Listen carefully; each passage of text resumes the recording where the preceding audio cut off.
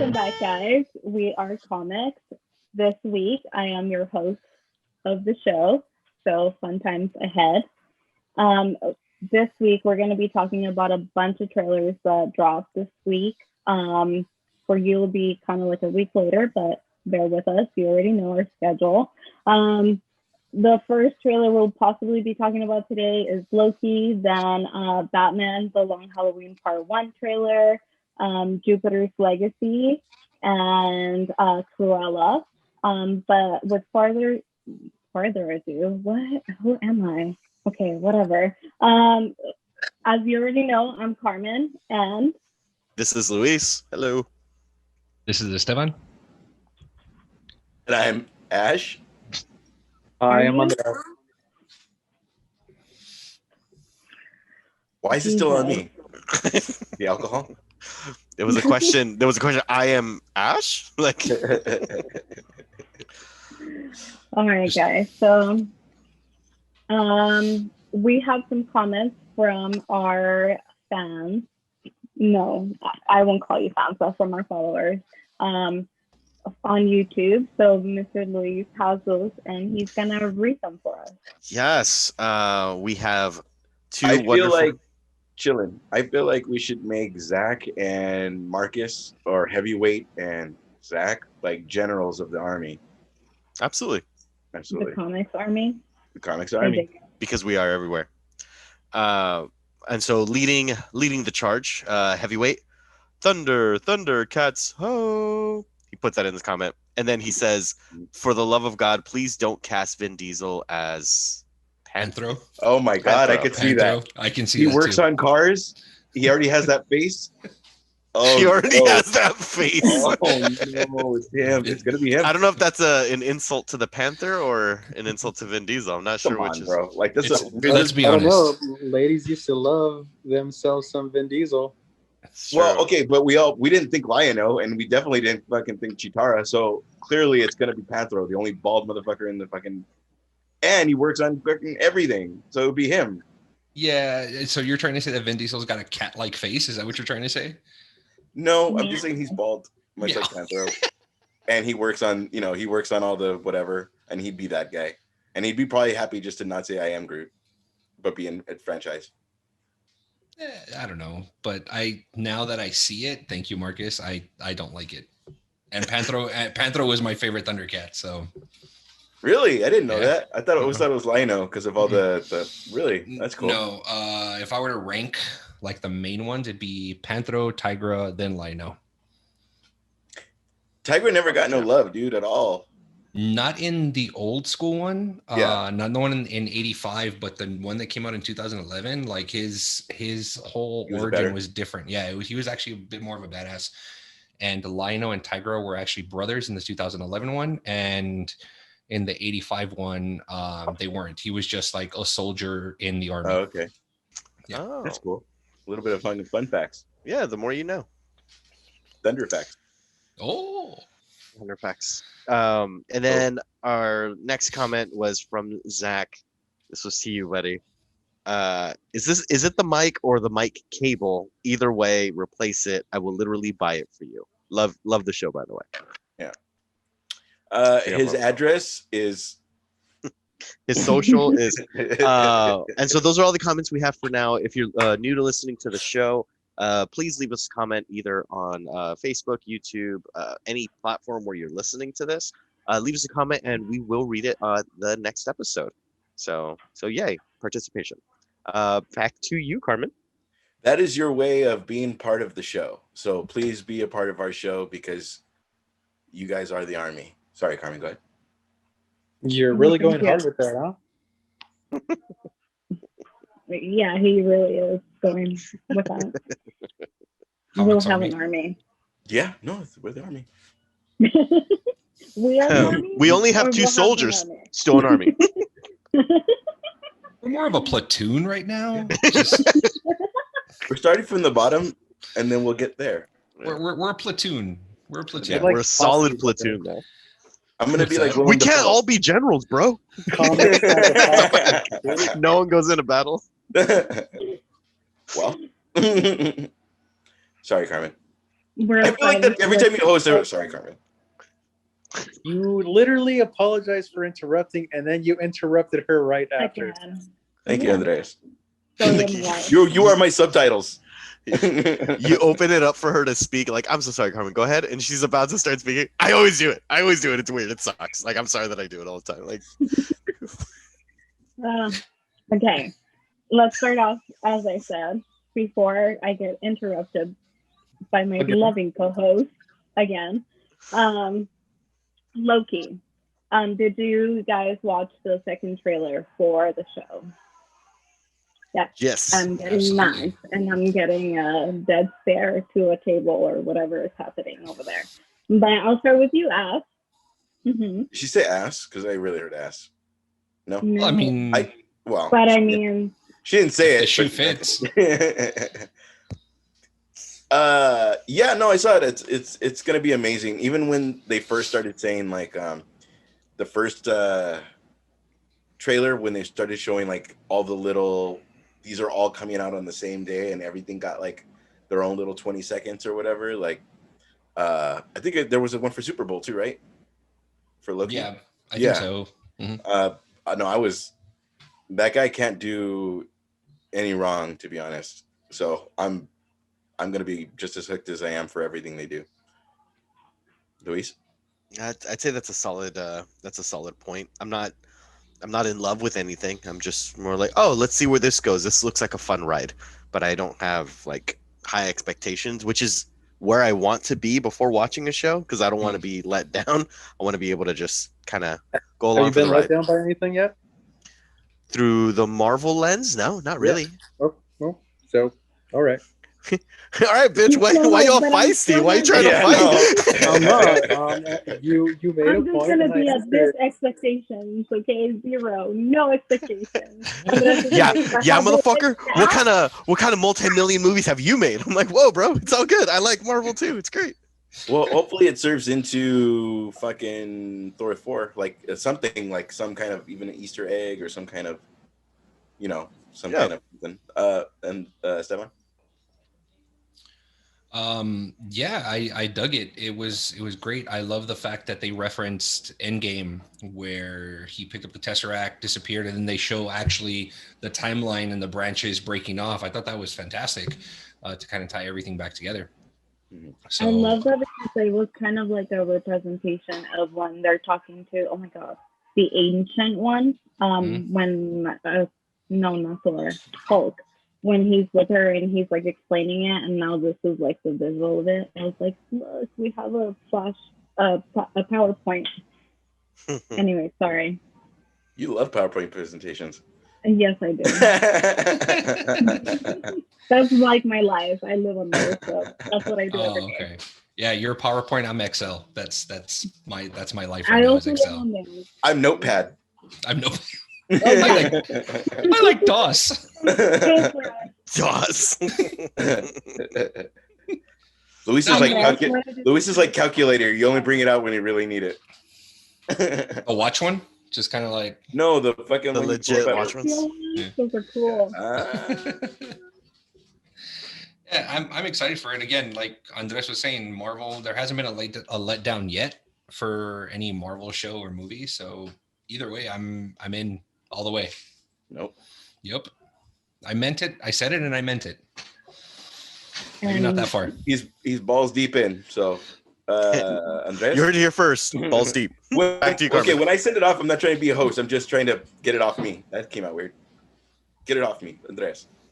Oh, hey, I'm a part of the show too, guys. You're a big part of the show, fucker. I am looking forward to it very much. I don't know how you can't be super excited from that trailer. Just the interactions between Tom Hiddleston and Owen Wilson, like the back and forth, and Loki trying to like saying that how he's like 10 steps ahead of him, and he gets shown wrong each time. It just looks so good. Like anything Tom Hiddleston is in, if I'm there for it, I can't wait. Actually, out of everything that's been shown so far, like I'm from this last trailer, I am really excited for this. So yeah, I'm in. I think the timetable. This is gonna air right after Bucky Winter Soldier. No, at that. no, because I it's know Bucky. because we have 5 more episodes. No, it's a No. total of 6, dude. Yeah, it's it's a 6 6 total. episodes. So We're we're halfway halfway through it done. already. Because then Loki starts June 11th. Oh shit! No, you're right. That's It's a gonna whole be- month apart. Yeah, we're gonna have a gap all of May, and which is, I mean, rightfully so. May is Star Wars month, so The Star Wars month. Yeah. yeah, I'm good with that. Okay. Fine. Dig it. I like to go back to what you were saying, Andreas, the interactions between Owen Wilson and Tom Hiddleston. But did you kind of get Owen Wilson took me back to Mad Men and the character in Mad Men. Oh my God, what's his name? John Hamm? John Slattery. Yeah. It kind of gave me, I don't know why, I just saw him when I was seeing Owen Wilson. I was like, whatever, not relevant to anything, but that's where my mind went. Besides that, I know that a lot of on Reddit, they were talking about how there's supposedly the anti-villain or the villain, since it's Loki tracking down all the different Lokis, it's supposed to be the female Loki going to come into the show. So if that is true, I'm excited for that, to see who that is going to be and like how they're going to play that. But again, the source is Reddit, so it's all rumors and wish upon and whatnot. Yeah. Hopefully, I mean, I don't know much about female Loki, but I mean, I'm excited for it. Is that weird to say? I don't know. Not at all. I forgot what character. Okay. No, go ahead. I forgot what character I said this about, but it was kind of like Loki. After Thor, Loki kind of became that character where every time he did something good, it was kind of like the anti-hero. You know what I mean? Like it was kind of cool. Like it was like my Joker. Whenever he did something, like I'm gonna go this far, but I'm not gonna kill you, Batman, because I still want this game to go. Like I feel like that. He's like that with Thor. Like I'm gonna go this far. I just want to get the kingdom or whatever, but I'm not gonna fucking kill you. A lot of damage. Yeah. Like I'll go this far, but like when it's like every family, like fuck you, but it's Christmas. Like Didn't they say that he was supposed to, like originally Loki was supposed to die in the first Thor, but Tom Hiddleston did such a great job that they extended him? Yeah, that's awesome. Yeah, they extended him. They extended him, and that's why he became the actual main villain of Avengers, because he was supposed to die at the very end of Thor, falling off the Rainbow Bridge and all that stuff. So, yeah. I'm glad they didn't. Hell yeah. Same here. Because he had a good arc throughout at the end when everybody knows what happened. But yes, he had his inevitable snapping. Yeah. Yes. Yeah, it was great. I didn't know that this was the show that they had already greenlit for a second season, even though it hasn't aired. Really? I didn't know that. Yeah. Was very awesome. Nice. So I'm excited for that. I mean, obviously it's going to be one of those shows that keeps continuing, so we'll see where it goes. I'm sure, and I would not doubt it, that he somehow ends up popping up again in the MCU movies. I don't doubt it. So I mean, who knows? I mean, this is a completely different Loki. This Loki is the 2012 Loki, the one that so he's still who his sole mission was to conquer Earth, so. And two, the shit that he did at like Comic-Con, like he's got a charm like a motherfucker, you know what I mean? Like he's just cool as fuck. Like he's somebody you want to have in your franchise for sure. Mm-hmm. And a tiny correction. Tom Hiddleston was supposed to die in Thor, but it wasn't Thor 1. It was actually Dark World. Okay. But exactly like you said, though, is that it was intended to die, or he was intended to die, but that the reviews that they had gotten up until that point, that he had gotten such a huge fan base, and that's where they extended him. And then on to Avengers Infinity War, at which point he did die, and then they extended it again, but at least that one does make sense. But I think that's a very clever thing of Marvel to do, of like, they were supposed to, and they legitimately restructured their plans, and then now they're like dangling the carrot, be like, now he's dead. You're all bummed out. He's fucking back, bitches. So it's that's how they do it too. In the press meeting, they say, "And he's back, bitches." That's how they say it. I think he was. Statement from Marvel. Yeah, I think he actually. Luis just quoted Kevin Feige. Those were his exact And words. he's back, bitches. As he was wearing his bandana, I think, and a cap to the side. What? He looked like Michael Scott or what? And Wu-Tang was playing in the background. He was wearing his clothes backwards, like crisscross. That is more believable. Yes. He is the miggity Mac Daddy. And with that, in other news. Ouch. You didn't even allow the room to laugh. You just kind of like, and no. She saw her opening and she took it. Don't blame her. Good for her.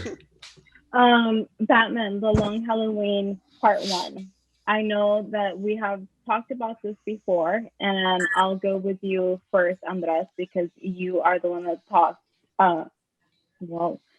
Sorry, I got distracted by Ash off screen, but can you kind of walk me through? This is what I have read so far on the story of The Long Halloween.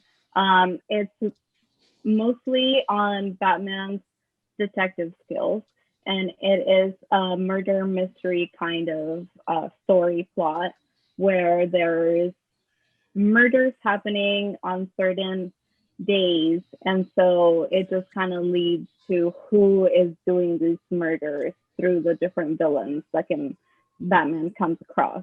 I know it's mostly Marconi and Falcone families, right, that are involved. But that's about as much as I know of the story.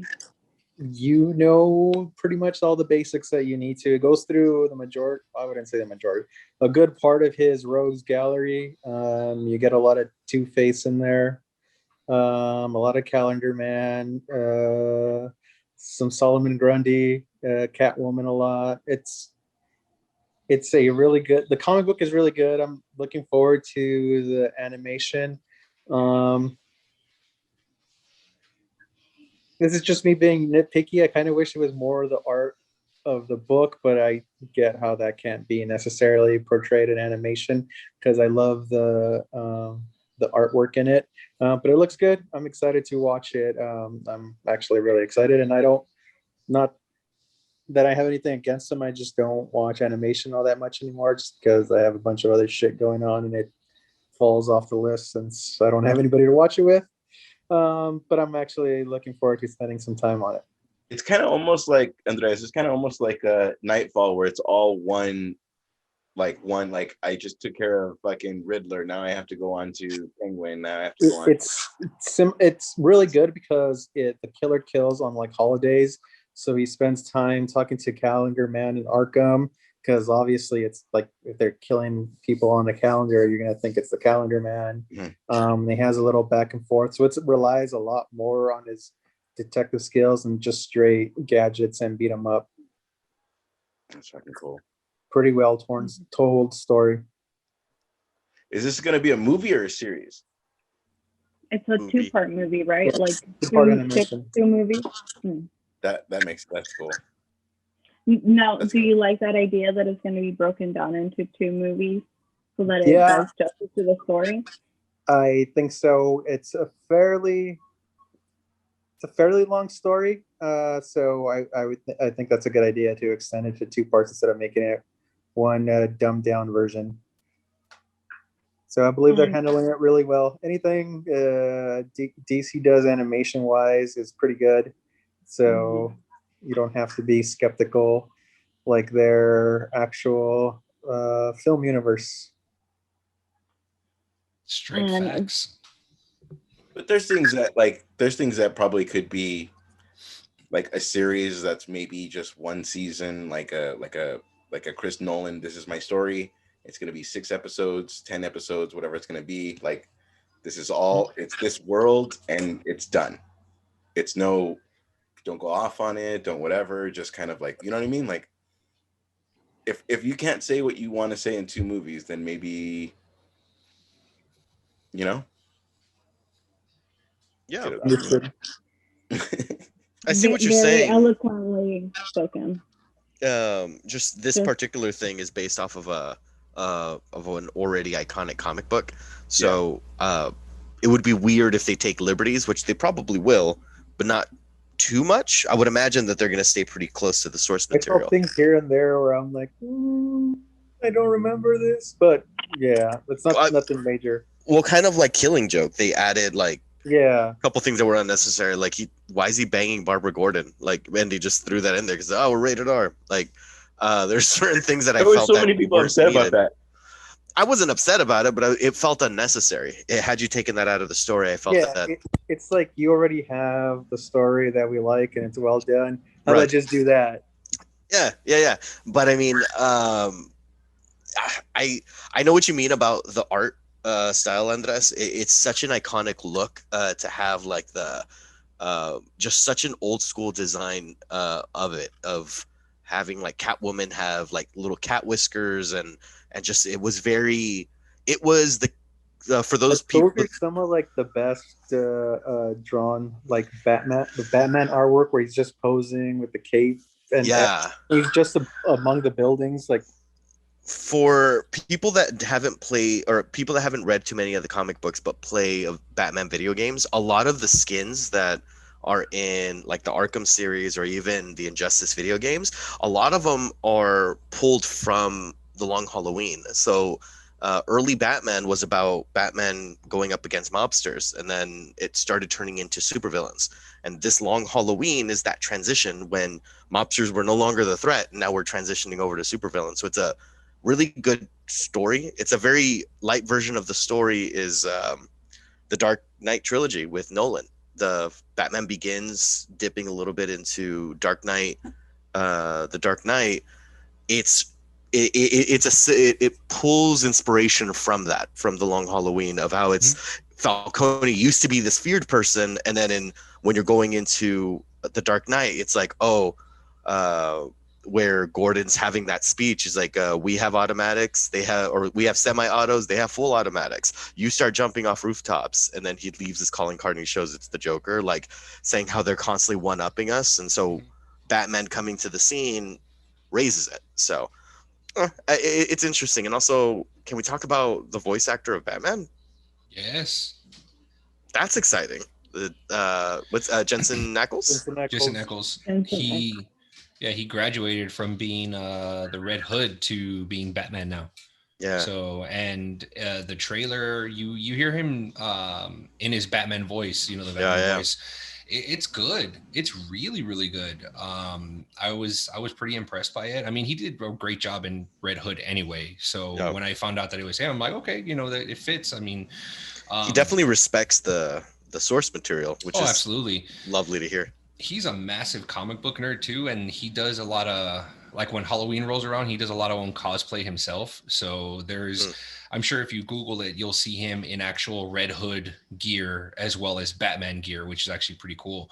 And not only that, but I guess apparently this thing was recorded like 2 years ago. So this has been under wraps. Yeah, for a while. The one thing that I really like too is that since it is broken up in 2 parts, I think this first part is coming out in June, and I think it's rated PG-13, and then the second part's supposed to be rated R. So going back to what you were saying, Luis, that awkward scene at the very beginning of Killing Joke, I'm sure we might get one, being that it's rated R for part 2. But I mean, who knows? Yeah. I'm excited to watch it. I fell in love with the animated series, Batman the animated series, and then I also, I forgot the name of the movie, but where I see the origin of Jason Todd. Rise of the Red Hood. But it was cool. I'm gonna be old man Piero right now, but it was cool to see like people have guns and then Batman took guns out of their hand. Like now it's like little ray guns or like things that like don't for this generation, it's like don't show a gun because whatever situations happen, which we all know what they are, but it's almost like don't show them this and it'll never happen, and then it happens more. So like, fuck, it doesn't make any sense. Just show the fucking thing he has to fucking deal with. I know that was off topic. I honestly know that. Just I've been watching the animated series as well. It's like, yes, he took out a gun. It makes sense. It's not a fucking weird fucking Swiss Army knife out of nowhere that he's holding up a bank with. Sorry. I like how passionate you were about that rant. You were holding on to that, weren't you? Even the Superman animated series, I see a gun or towards the end it turned into like little ray guns, but I was kind of like, come on, homie, come on. We all know what that is. You're not fooling us. By Superman animated series, you're not fooling them. Yeah. I was already, Batman animated series, I was still a kiddish. Sorry, All right. Any other thoughts about the trailer of the movie? No? Going once? Going twice? Moving on. The next trailer I do want to talk about because I thought it was really cool. Jupiter's Legacy, which is going to be on Netflix. That was pretty cool. I do got to say that Josh Duhamel. Mm-hmm. I didn't recognize him at first, but I was like, I know that guy. Where do I know that guy from? And then I looked up who it was, and I was like, that makes sense. Yeah, pretty much every day of my life I have. Yeah, but the outfit. I know that we're gonna talk about Invincible, and he kind of gave me the vibes of Omni-Man, like the colors and whatnot. So I know it has nothing to do with it, but I was like, oh shit, it's kind of the same. But for those of that don't know, Jupiter's Legacy, it's going to be on Netflix, and it is based on superheroes and their children trying to live up to the parents and what they have done, or the parents looking down to see if their children are going to live up to what they have done with their legacy. I'll start with Luis. Did you watch the trailer? I did.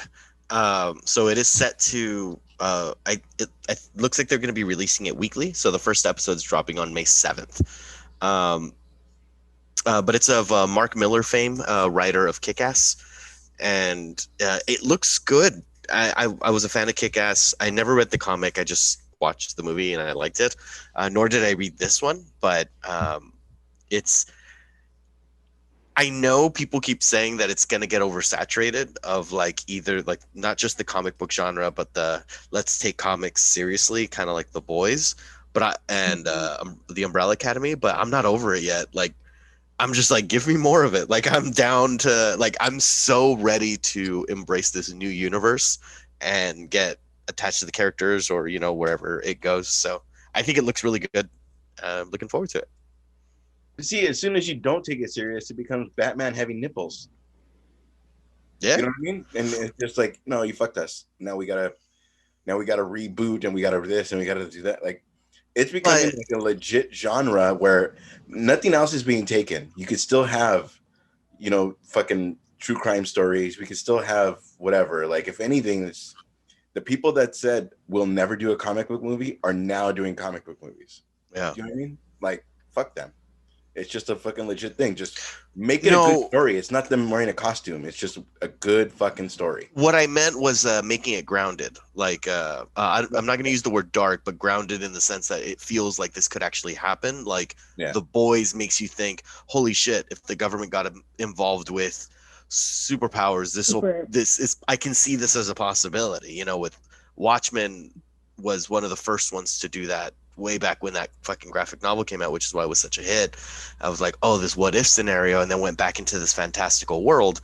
Mm-hmm. But just like right now, it seems we're very much on let's keep things grounded. Like, and that's why I gave the example of The Boys, or even before that, Mark Miller's other book, Kick-Ass. those movies felt very Yeah. grounded. Like Yeah. this dude wants to be a superhero and he gets his ass kicked, like, and he gets hit by a car, like, and just like, oh yeah, this is what would happen if some person decided to try to do this. So it feels very, for lack of a better Even- word, realistic. Joker too. Joker now. Joaquin Phoenix Joker. It's Yeah. not. It's not very. You know.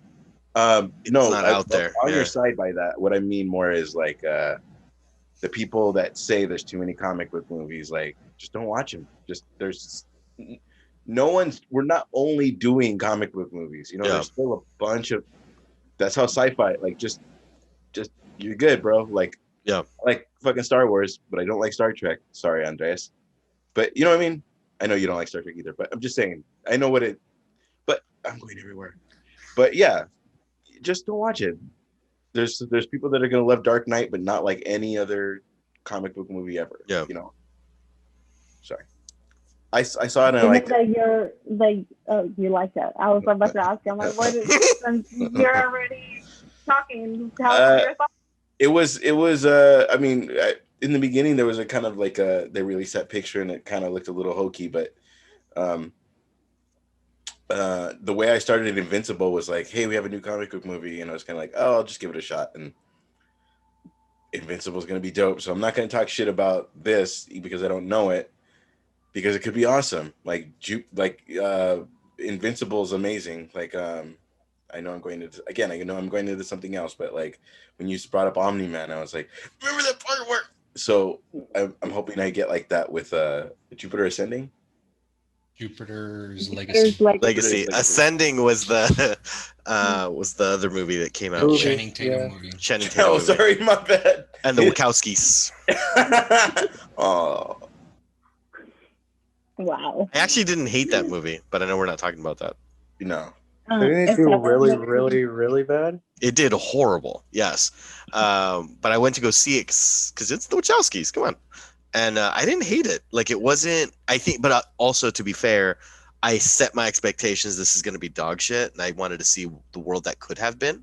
But it was fairly charming. Certain things fell flat, which can be said about Matrix 2 and 3, you know, where it's just like but you sort of forgive certain things because like certain action sequences are cool or the overall story is cool. So it was pretty much just like that.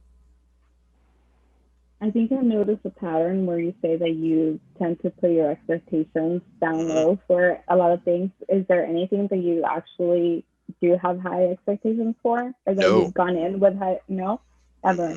I try not to. I reel it in. I don't allow myself to be happy.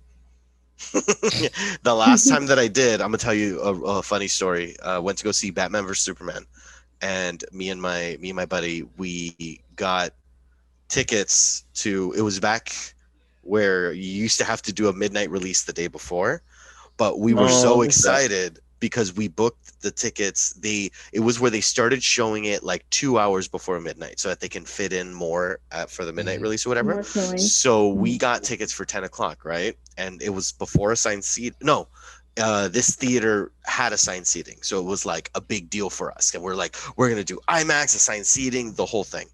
We get there. Like at 9 o'clock, an hour before the movie, because me and my friend were amped. And again, we're thinking Batman vs Superman is gonna be legit. Like, so keep this in mind, right? And we go in, and we go to our seat. Someone's sitting on our seat. And so we go to the front and we're like, someone's in our seat. And they're like, oh, I guess we sold 2 tickets. And they're looking at me and my friend. Exactly. And we're like, okay, fucking fix it. Like, I don't know why we're staring at each other. And they're like, well, do you want a refund? And like, No. We want to see this movie. And then they're just looking at us and like, and then they call a manager, and then the manager gives us like 2 free tickets. Like, oh, here for the next time. Sorry for the trouble. Like, you're not understanding us. We want to see this movie. And so we get into this big fight, and then he ends up giving us 3 tickets each. So we're just like, we're mad. Like, we paid fucking, it was like $25 a seat for this fucking movie. And so then we go on our phone. We go on my phone, and I see another showing across town. I would say it's a good 30, 40 minutes away. But now this one is at 1 o'clock in the morning. and there were like a couple seats left, and we're like, and we both had to work the next day. We're like, let's fucking do it. It's gonna be fucking worth it. And you all know how long that was, the original theatrical cut, not the regular long cut. And so we get there, and then when we walk in, we're like, we finally fucking did it. It felt like such an event to get there. We walk in, and they sell the super collector tin, $40 for a bucket of popcorn, but it's like a collector tin with the plastic cup that showed Batman and Superman like lunging at each other, but he's not wearing the suit. And you're just like, that doesn't look like it makes a lot of sense because they're going to fight. And anyway, but it was that. And so I'm like, I'm going to buy that. So I paid $40 for that. I got my big old thing of popcorn, got my soda. I saw the movie, and I hated it. I hated it. And then the whole next day, how fatigued I was, and I was irritable, and I had a migraine because of lack of sleep, because I didn't go to bed till like 3 or 4 in the morning, went into work early the next day. That headache was a constant reminder of my disappointment and the path that led to there. And it was because I was just hyping myself up. And then I just told myself I need to fucking level my expectations and just let it happen. Just watch a movie, and then if it's great, it's great. If it's not, it's not. So I have these reserves. It broke me. After that story, I understand. Now I understand. Zack Snyder broke me. And that fucking theater. Fuck you, Cinemark. Oh, sponsored by Cinemark. Damn it. We just lost the sponsorship. Oh my god, I was so angry. Esteban, what did you think of Jupiter's Legacy trailer? I'm the complete opposite of Luis. I actually read the comic book and I loved it. I think I have the entire run back when I was collecting comic books religiously. I dug the story. It was great. I know I was hating on Josh Duhamel when I first saw the stills of it because it looked like his beard was ridiculous, and I'm just like, that's like really, really bad. But when I saw the trailer, and I'm just like, you know what? I take it back. My apologies to Josh Duhamel and the entire makeup crew for Jupiter's Legacy. It was good. I'm very, very stoked. I'm hyped about it. I just hope that it does it justice. The comic book. I mean, it coming from Mark Miller that did Kingsman, that also did Kick-Ass and stuff like that. I'm excited. You know, I want to see that. But yeah, I felt the same way when I first saw Josh Duhamel in the costume. I'm like, that kind of looks like Omni-Man's costume, you know. And it's funny because his superhero name in Jupiter Legacy is called the Utopian. So I'm kind of like, all right. I was like, we're kind of the same. Okay. I know. It's like I'm seeing similarities, and I'm just like, okay.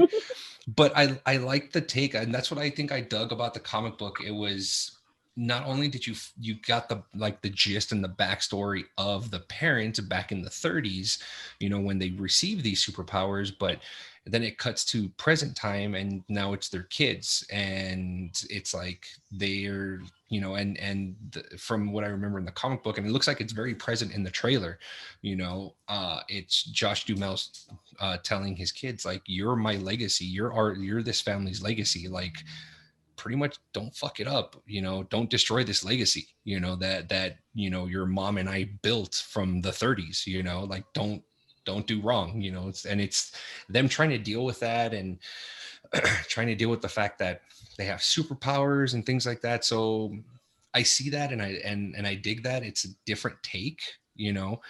So I'm stoked about it, but I too was hurt by having high expectations, and the movie that hurt me, Luis, was Chronicles of Riddick, because I love Pitch Black. Oh God. Oh no. I'm sorry. That movie hurt me. I'm not Didn't kidding. that movie had like a Kickstarter, like to get done, like it was like a big battle, and then it finally came out? Honestly, dude, I don't remember. It was such a long time ago.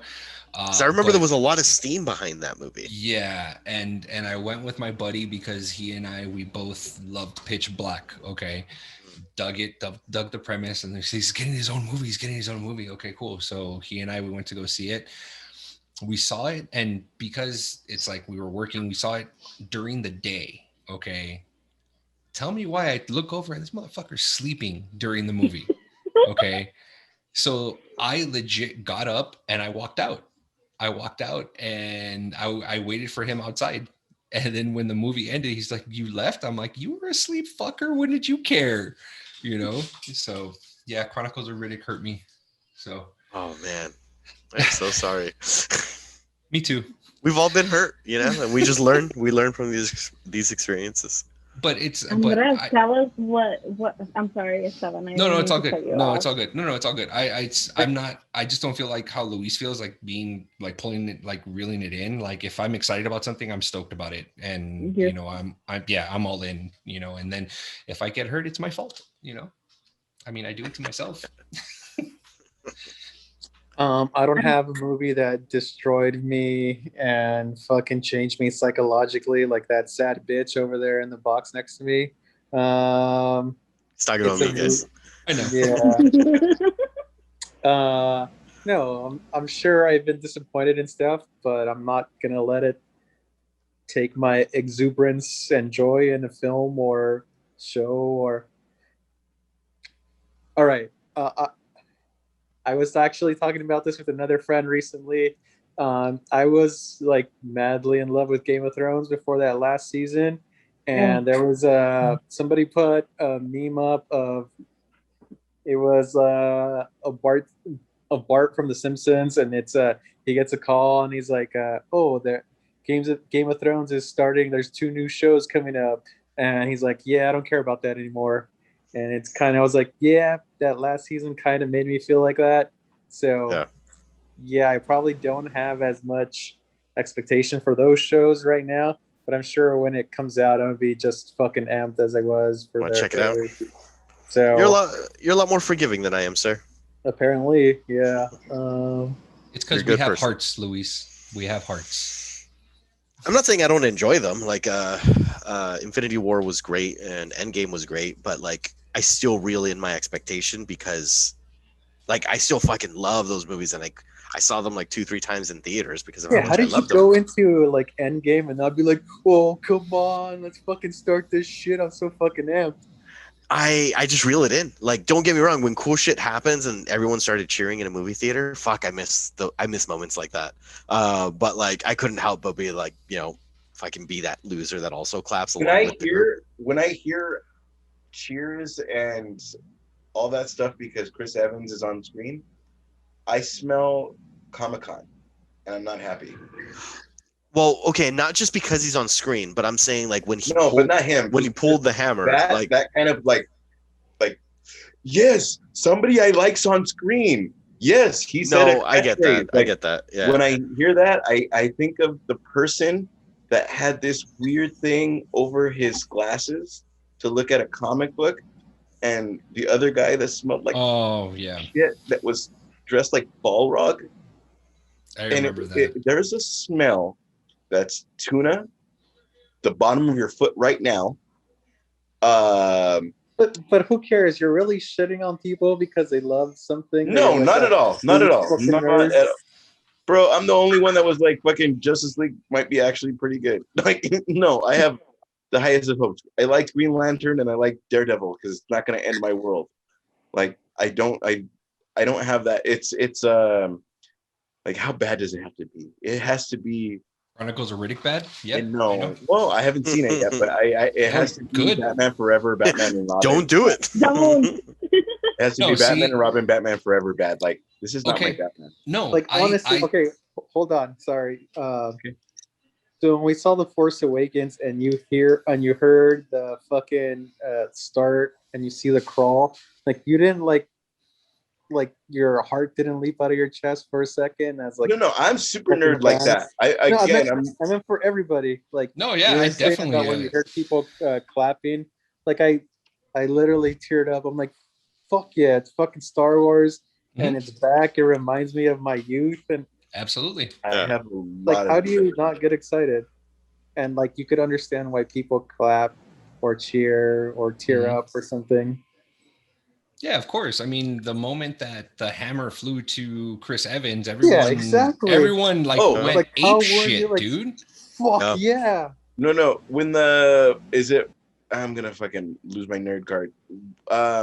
Is it Force Awakens when they first show the Millennium Falcon in the trailer? Remember when they showed the Millennium Falcon? Like that's pretty much all they showed. Yeah. Yeah, and Chewie, we're home. Like, yes, that was my moment, but they gave it to me at my house. When you saw the trailer? Right. Like, no, I get what you're saying, but no. I mean, yeah, you get hyped for the trailer, but as soon as the text crawl starts coming up and it says Episode 7, The Force Awakens, you're just like, blah! It's like, yes. I mean, gross. Yeah. You tried to cover that up, but that was like that'll lead to another point. That'll lead to like another point I have. Like even though stuff is getting put out on fucking streaming services and HBO Max and whatever, I don't think like the movie going experience will ever truly die, because it's an event. You go out, you're with people, even though sometimes people could be annoying when they're fucking loud and noisy and shit and you're trying to watch the film, but it's like you're all sharing that experience of watching a fucking movie that you love in the theaters, and you're sharing an experience with people. That's never gonna go away. Like, you're watching a movie with people that feel the same way as you. I miss going to the theater. Watching I miss that environment. Watching King Kong made me miss it a lot, actually, because like there were certain parts where I'm losing my shit just I thought was cool, and then I'm explaining to my girlfriend. You're like, no one's cheering with me. Yeah. Fuck, man. No, of course. Yeah, absolutely. But I wouldn't be surprised if these studios down the road, when as soon as everything starts opening up and everything's clear, that we're going to see, Mortal Kombat in theaters, a re-release of this stuff. Like, yeah, it's being released in theaters and on HBO Max at the same time.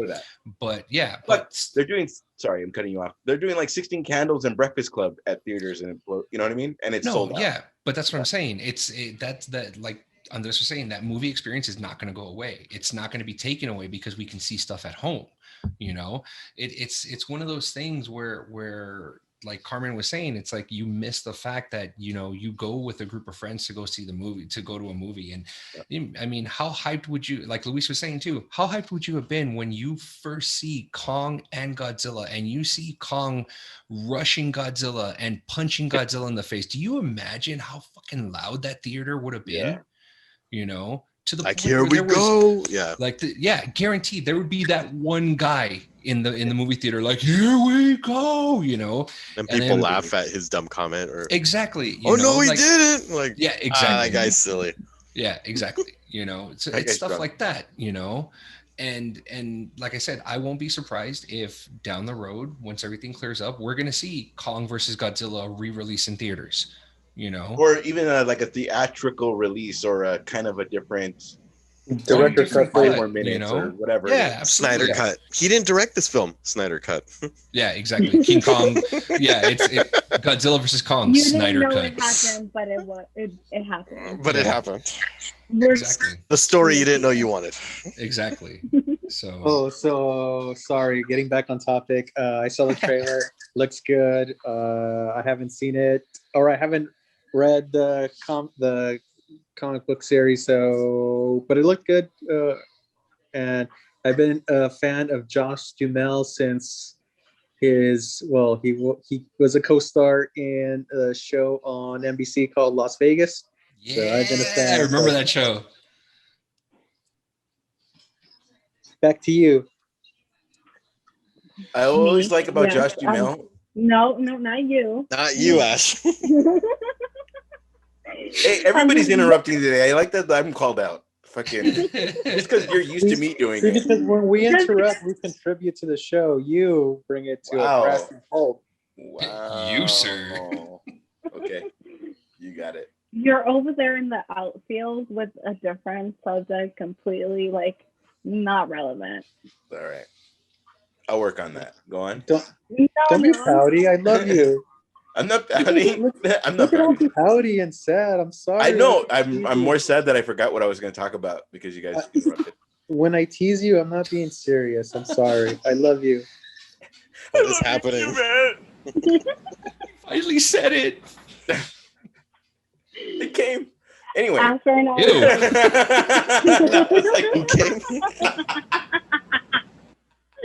And she's laughing the loudest.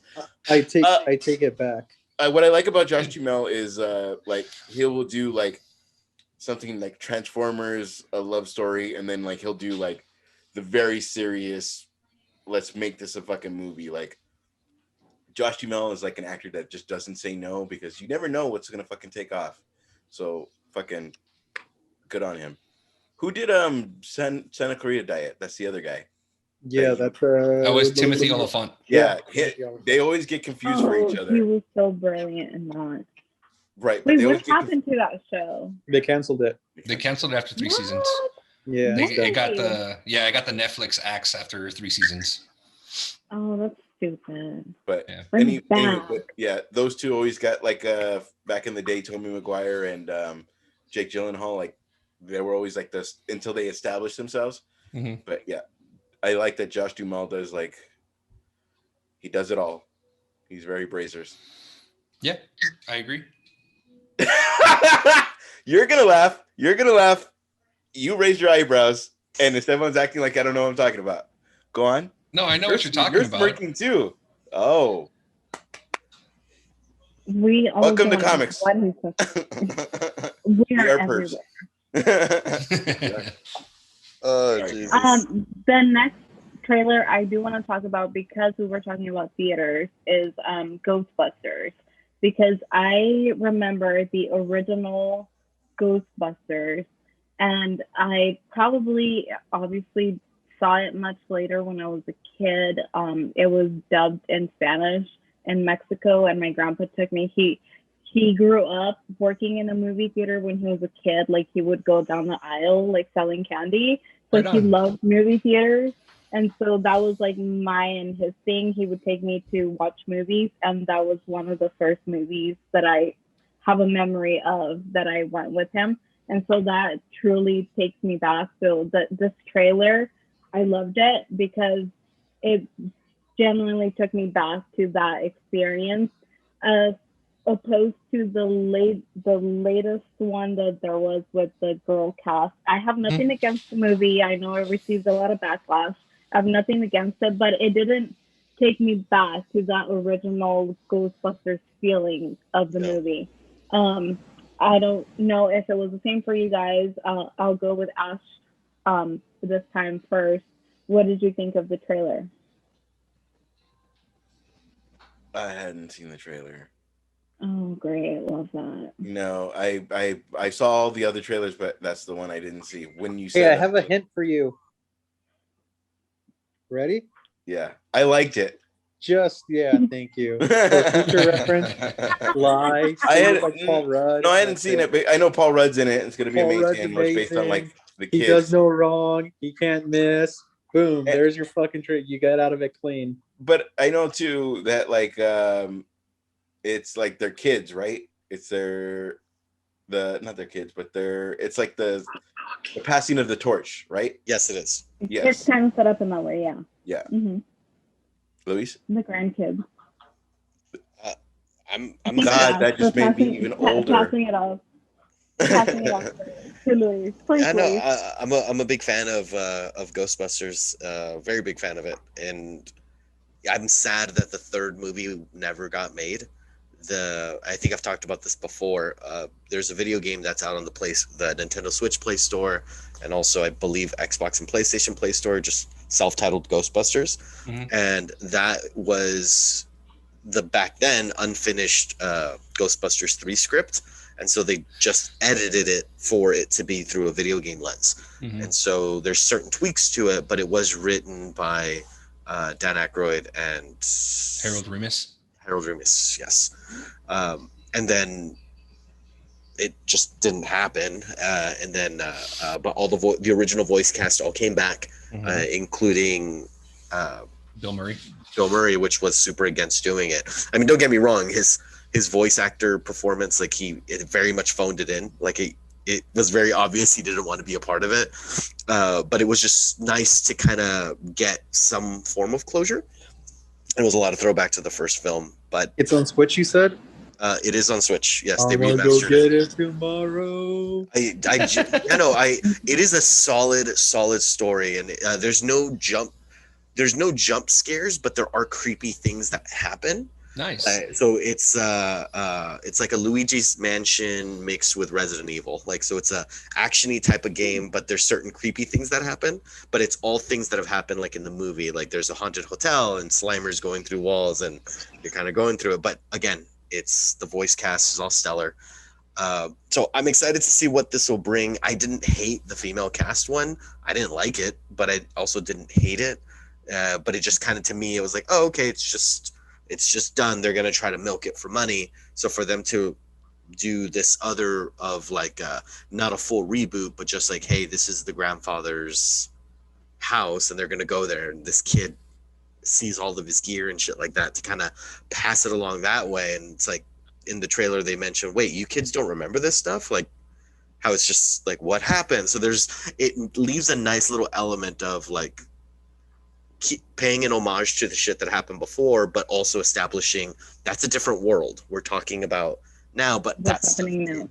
Yeah, but that did happen. And I hate to make this comparison, but just because it was something that came out in the 80s versus now, like Cobra Kai, it's like all this stuff happened, but this is what we're talking about now.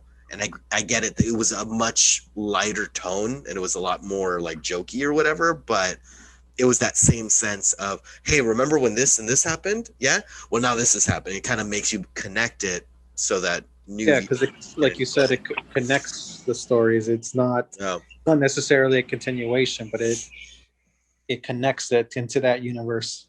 Yeah, it makes it bigger. Sir, how did you feel? Yeah. The person I'm talking to. So, yeah. The one smiling. His name is Andres. Oh, hey there. Motherfucker, you were just talking. Can you not go on a limb when I say, and what did you think? Who the fuck is this son of a bitch talking to? God damn. How dare he speak to me? How dare he? He looks off screen like Esteban's over here. He's like, this motherfucker talking to me like by this? The way, did he happy forget Rex who Manning I Day was? to everybody. Happy Rex Manning Day to everybody. What? I'm gonna go shave my head. I guess. Andreas, how did you feel about it? Oh, about Empire Records. I like Empire Records very much. Why do you get every one of my references, you fuck? I'm old. What do you want me to say? Why are you so angry But about you get it? every one of my references and you're like fucking, Ash. How? Verbatim. Like I said, I was gonna shave my head. Like what's her face? Robin Tunney, but I forget her Robin name. Tunney. There you go.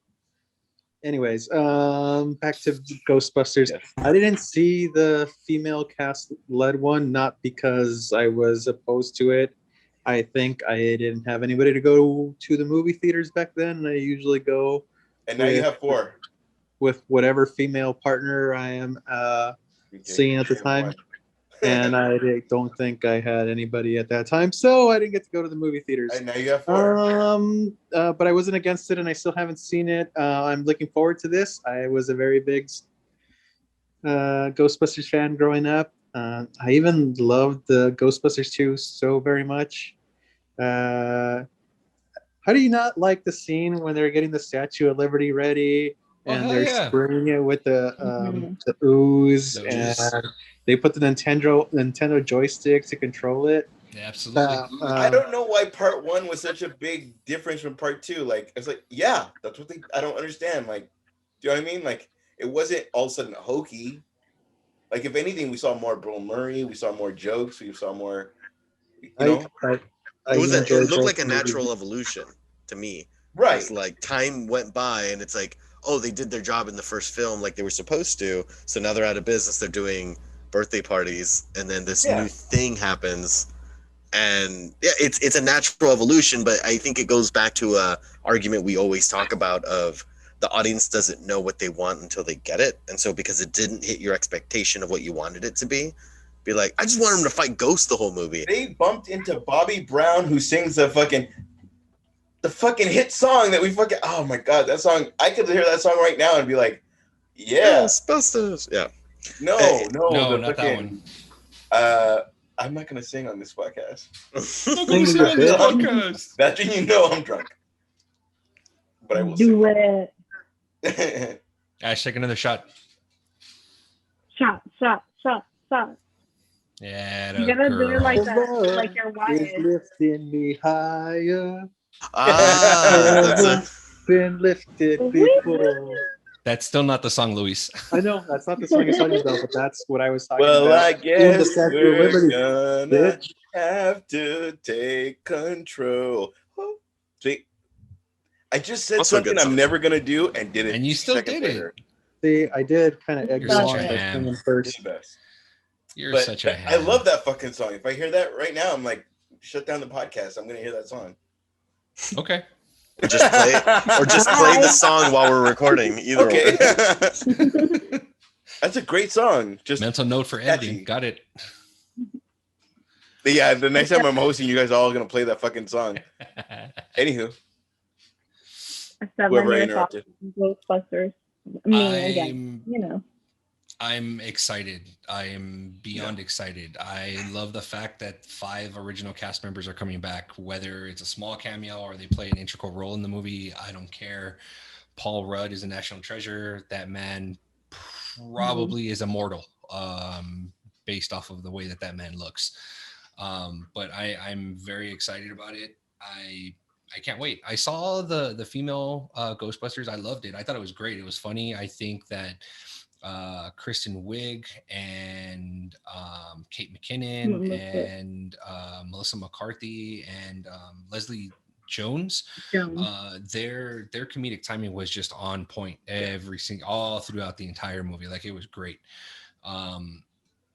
So that's one of those where it's like, if it's on TV, I'll watch it, but I dug it. I thought it was really, really cool. There were certain, like the villain, I was just kind of like, meh, it was more of a throwaway villain.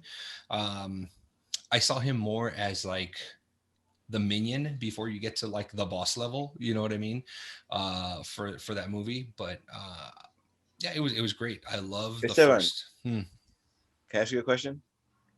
How many fucking Sylvester Stallone movies were the same fucking movie, but just different titles? His entire career. Exactly.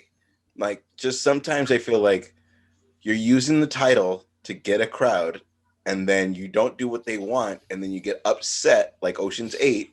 You get upset that nobody, but just, you can do a fucking all-female, I'm gonna fuck over, but all-female, all whatever race, I love that he already knows. But you know what I mean? Like, I was like, Ocean's 8 was anything, great. but anything. You don't have to reboot anything.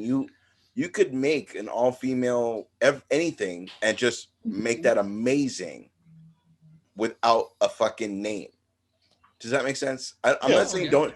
I'm not one of these don't change my shit, because I have very been don't change my shit. But I'm just saying I'd rather you create your own thing, because that's the merch I'll buy. Don't make me buy this merch and make it your merch. But also don't change my shit. I'm not don't change my shit, because there's a lot we had this race debate before. It really isn't. Like, it really isn't. Just don't change my shit. No. I'm trying I'm honestly, just don't just don't change my shit. Don't change my shit. Just don't I don't like reboots in general, but there's something. There's I like how he says that he doesn't like reboots in general, but he loved Batman '89 entire career, but also loves Batman Begins. We're all the same movie. Like, it's all the same. Like, you killed my family. We'll just get to I'll be back. Like, just his whole fucking career was based on that. Like, are you referencing Arnold, or are you referencing? That's what Stallone? I was gonna. No, I'm saying question. like Arnold. It's like just saying in general. Oh, he's talking about Arnold Stallone. That's who it's saying. Oh, got it. Or Sylvester Schwarzenegger. Got it. Okay, but God damn you, nitpick. You know what I'm saying? I know what you're saying. I know. Change my shit. I know what you're saying. My shit, because I didn't know I wanted Cobra Kai. I never knew I wanted Cobra Kai. I never knew I wanted Sylvester Stallone movie Cobra. That was a good movie. That was a good movie. It is a very good movie. A more general. Just like Commando. Commando was a great movie. Okay. Like when you're blah blah blah, and then also Now the we're main annoying character, him. Like, I know, right? Who the fuck's talking about Cobra Kai and Commando? God damn it. Oh, all about Demolition Man. Go fuck yourselves. Hell yeah! I'm more happy about Demolition Demolition Man. Man too. Fuck yeah. Demolition Man? Dermolition. You didn't know that one. It's Dermatologist It's a Bollywood. It's a Bollywood movie. Even Judge movie. Dredd was shit. Dermolition. You'll see it. It's gonna be Guess great. what he does for a living, guys. He fights crime. As a part-time dermatologist. His name is Phoenix Simon instead of Simon Phoenix. Moving on. Talking about reboots, so it's not really a reboot, but it is a different portrayal of Thor, which we saw the first trailer for, and they just dropped the second trailer, which gave a little bit more of a background of kind of where the story's going to go. And I was already excited from the first trailer. This trailer just made me even more excited. I could see how they're building Emma Stone and Cruella, the character. So I loved it. I loved the interaction that she has with, I forgot the actress's name or the antagonist or whatever her name is, but I love the interaction. Emma Thompson? Yeah. Yes. Is it Emma Thompson? Yes. Yeah, okay. Yes. So I love seeing that. I know that there are two camps usually. The camp that doesn't want reboots of the villains because we're like making them lovable and whatnot, like with what they did with Angelina Jolie and Maleficent. But I loved it. I'm not in that camp. I want Cruella. Give me anything you want. What are you? No, stop. Ask. I saw the reaction. No. Can somebody please give me your thoughts on the second trailer to Cruella de Vil before I totally go off tangent? Is that to me? Whomever wants to Okay, answer. whomever. Great Go, host. Did you see that one? Yes, you fucking ass. Oh, because he's so out of line to ask you that. I didn't see He's like, one yes, thing, and yes, now it's like, dickhead, I saw it. Oh. I'm gonna be honest. I'm not gonna not be honest. Okay. Anyway, I did see it. It's gonna be great. I don't consider that a reboot. I consider that a more like a how did Joker become Joker? How did blah blah blah become that? You know, like that character. So How did Peter Venkman become Peter Venkman? To Like, back you up, I that's agree. cool. It's like a telling from their side of the story. right. Like that's it's you're not as Louis says, don't change my shit. You're not changing my shit. You're if anything, you're giving us why A different point of view.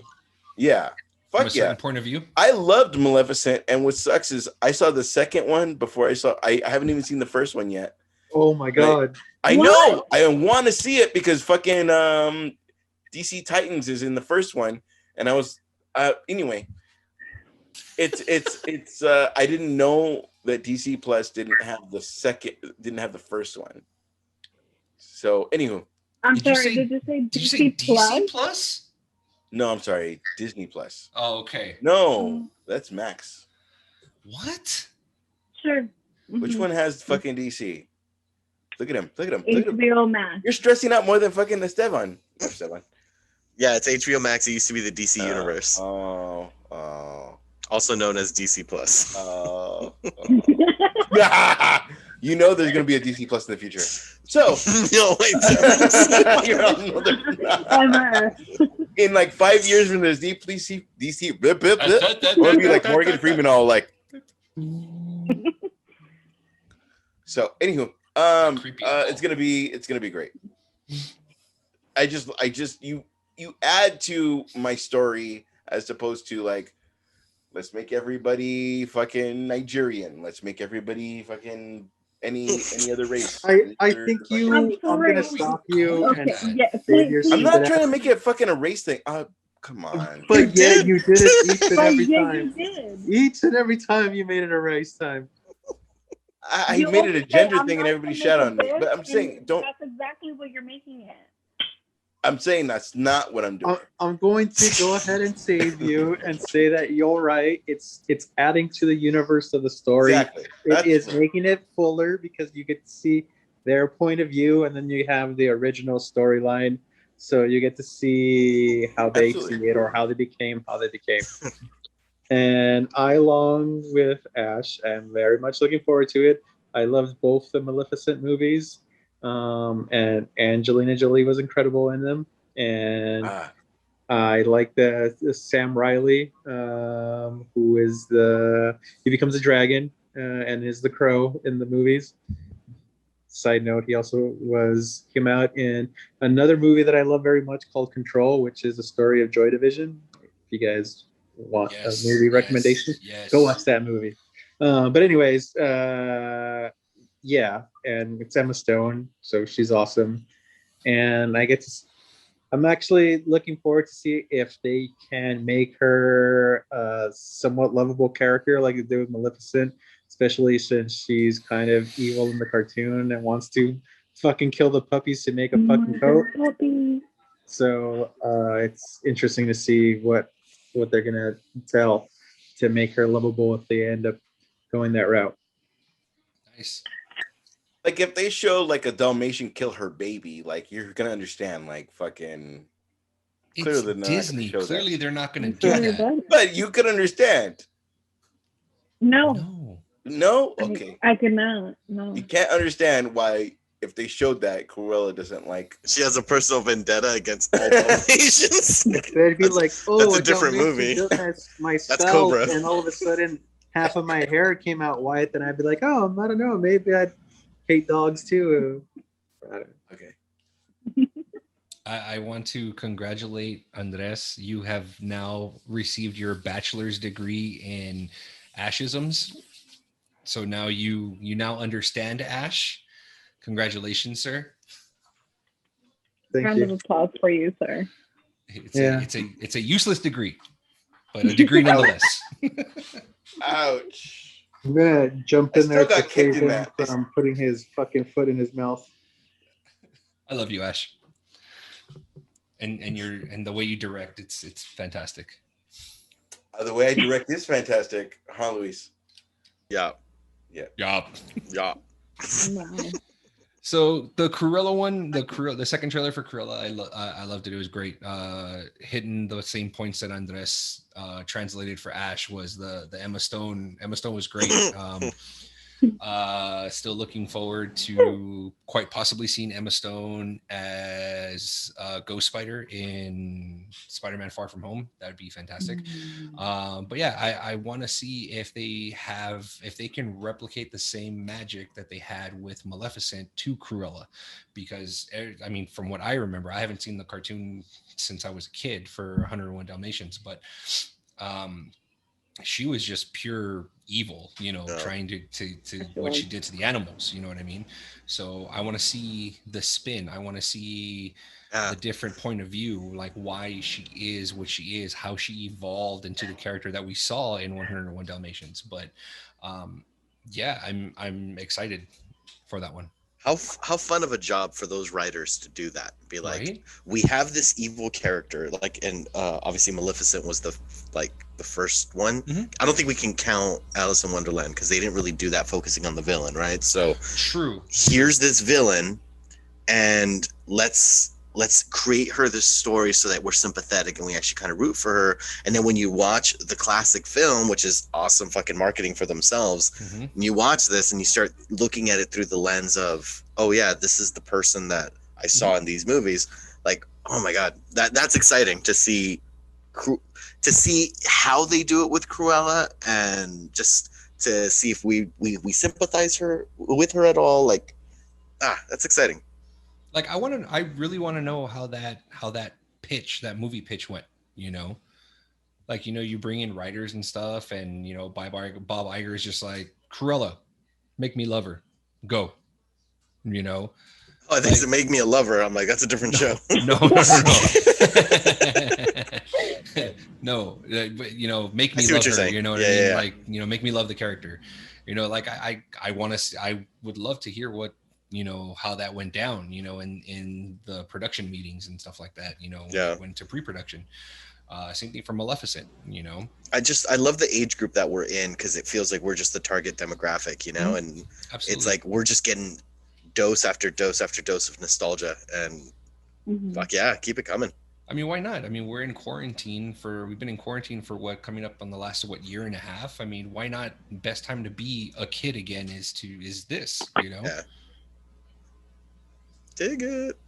There were some live action ones that Disney made, like the Aladdin one, that I have not watched till this day because I refuse, because the cartoon will always be like my Aladdin. Yeah. And it's not, And it can. it's not that I'm not willing to give it a chance. It's just that like I have to mentally prepare to like go into it without judging it. Because I'm already judging it right now, and I don't want to do that because I don't want to be unfair to it because it's something different. You know what I mean? Like I know that. Let me make a small comparison. And I think this is probably the best analogy that I can think of, especially for those types of films. The best analogy I can think of is we'll say you have your mom, right? And so then your dad remarries as stepmom. And then the stepmom tells you, I'm not trying to replace your mom. I know you have your mom, but I can be your friend. And then you kind of meet this person. And then if the relationship goes well, then you could be like, that person can also be true to you, like, can be dear to you, even though that's not family. But it's just like, okay, that's cool. That's a part of my family, even though that's not blood.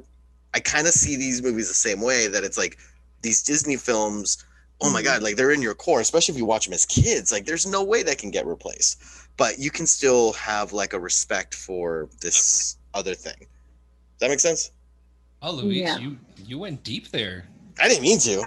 See, I'm following that analogy that you just did there, but then it also like the person they remarried to be evil and like a total asshole. Have you So seen like I also Backfire. think of that. Carmen, you haven't seen the Jungle Book or the Lion King? I did see Jungle Book. I did not see the Lion King yet. And see, the Lion King, again, it's not that I have anything against the movies. I'm not like saying they're going to be bad or I'm refusing to watch them. It's just that I'm still holding on to the memories of the cartoons to where like I have to like prepare to watch them. From a lot of my friends, they've told me that they love them. They're different, or, you know, so like I get it, but it's just, I need to prepare. God, Jungle Book was so good. Yeah. Jungle Book was so good. Jungle Book was fucking mad. It started off with the motherfucker running from a panther. Like it's way different than Jungle Book. It wasn't just you recreating Lion King fucking verbatim, but it's two different actors. You know what I mean? Like, how did Scar become Scar? How did fucking Gaston become Gaston? Like, those are the fucking stories. Like, how did no one blah like Gaston? Like, how did he become his fucking little fucking hype man? Like, those are better than you just showed me everything you showed me with two different actors and live. Oh, I need a Captain Hook movie. I'll be down to see that. They have one directed by. It's called Hook. Yeah, directed by Steven Spielberg. And Robin Williams comes out in it. Really good movie, by the way. Yeah, so fantastic movie. You wish for it, go see it. No, yeah, Yeah, it's the same thing. Very good. My wife hasn't seen any of the remade movies. The one, and especially because one of her favorite ones was Dumbo, and then I was gonna say Dumbo, and I didn't see that one. She's like, I can't. I'm not ready for that. It's not as good. It's not bad. It just doesn't do the original justice. Yeah, it doesn't have the same emotional connection. I guess I would put it. At least not for me. That is, especially if you have a close relationship to your mother or whatever. Like, that I just didn't hit the same mark, but it's not bad. Like I've seen some of them. I saw bits and pieces. I saw Aladdin. I saw bits and pieces of Jungle Book. I saw Beauty and the Beast. I haven't seen Dumbo. I haven't seen What The Lion Cinderella? King. Because I don't think I can cry in watching Mufasa die in 4D in 4K. I don't think I can do that. Yeah, It's not as that was emotional one of though. my fucking Yes, cry I moments in the agree. cartoon.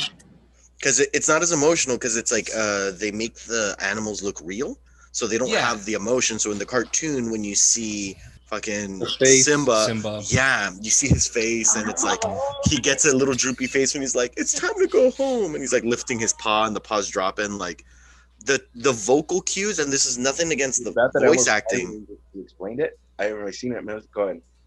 The Oh. voice acting is really great, but and so they're hitting the right notes, but because you don't see expression on a fucking lion, it doesn't hit that same mark. Although you Yeah, do know it, and you're like, Mhm. oh man, that sucks. I remember this part, and Yeah. it's almost scene for scene feels like the cartoon. Like there weren't Yeah. too many liberties that it took, so it's pretty OG to it. But because it's just straight animals, there's a little bit that's a little bit of a disconnect.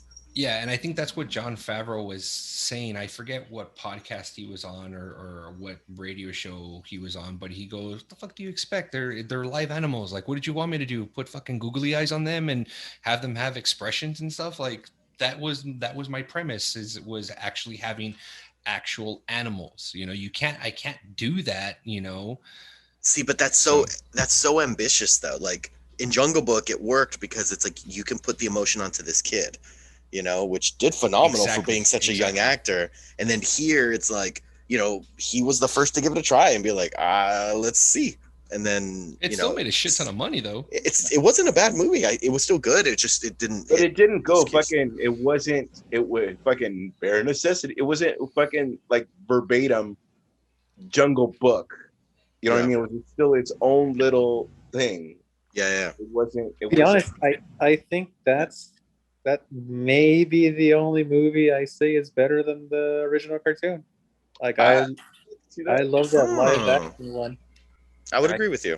See, the one that I'm looking forward to that has been greenlit because it was one of my favorite Disney movies was Hercules. They're gonna do a live action Hercules. No shit. Oh, are they? Yeah. Oh shit. Wow. Oh my god! If Danny DeVito comes back as the little, they want him to come back as that would be so dope. Yeah. James Woods was dope.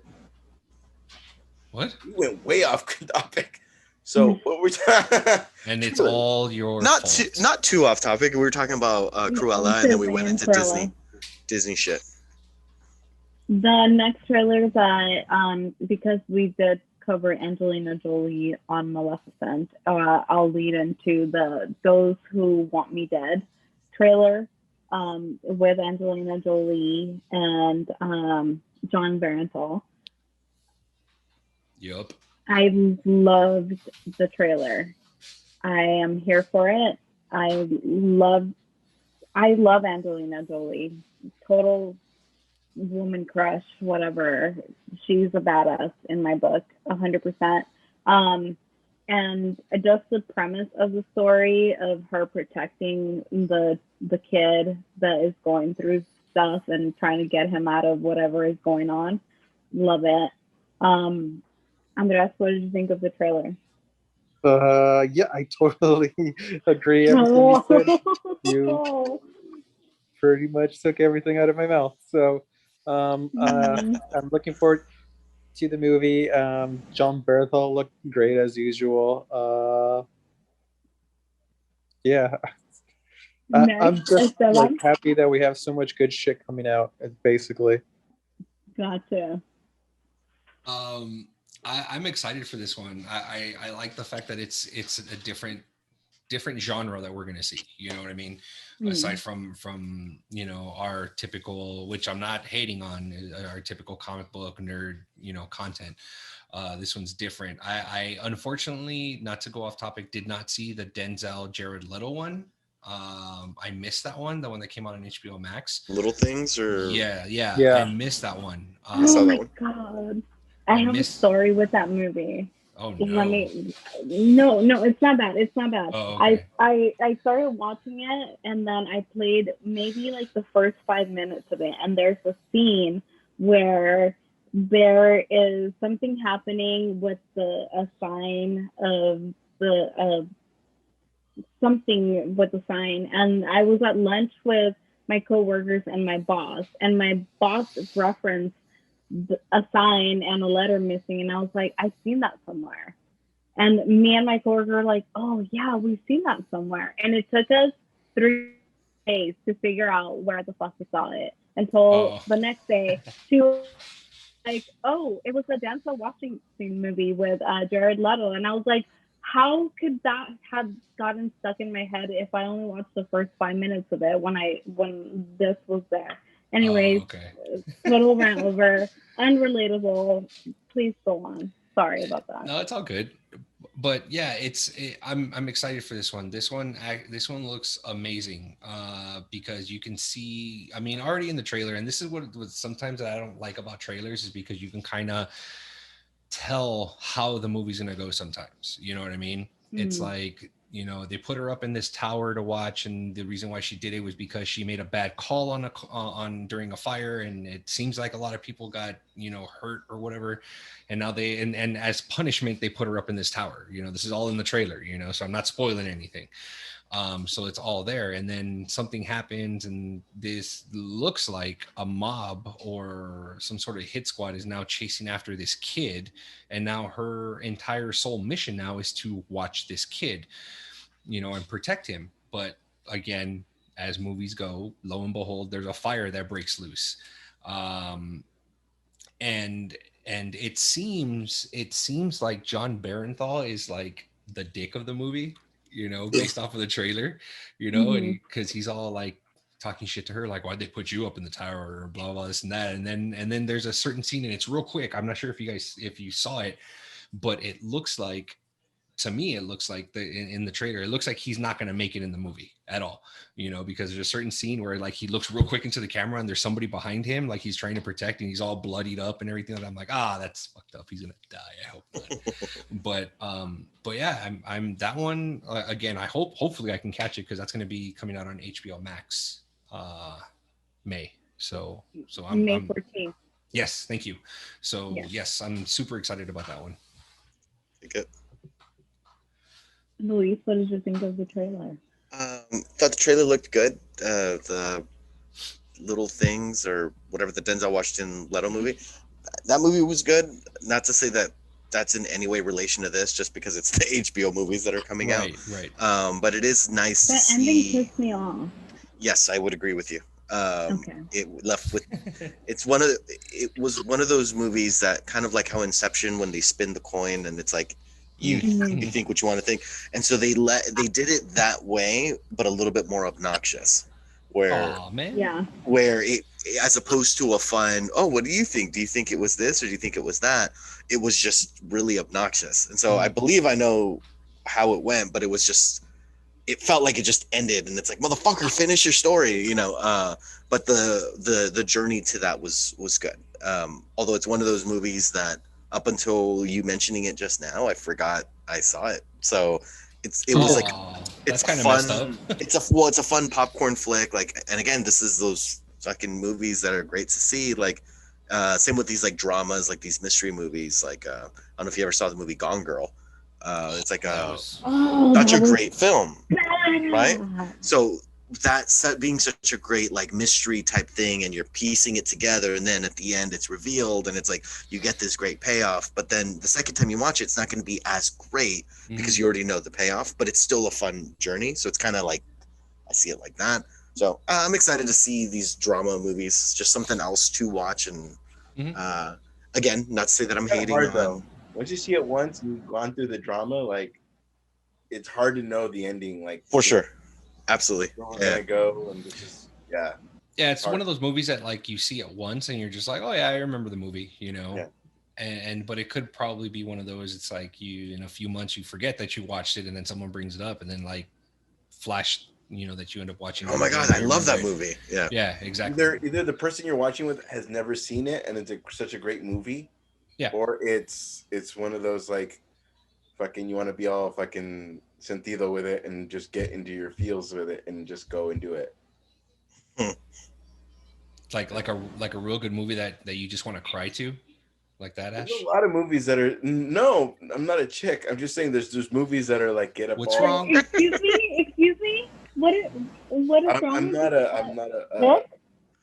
I'm not a Ghostbusters reboot. I'm saying that's a joke from before. No. That's a joke from before. Oh. We're canceled. I love it. I love everybody. We canceled. I'm saying there's movies that, you know, like I'm not gonna watch The Notebook because I'm gonna be happy. You know what I mean? Like I'm gonna watch The Notebook to be all up in myself.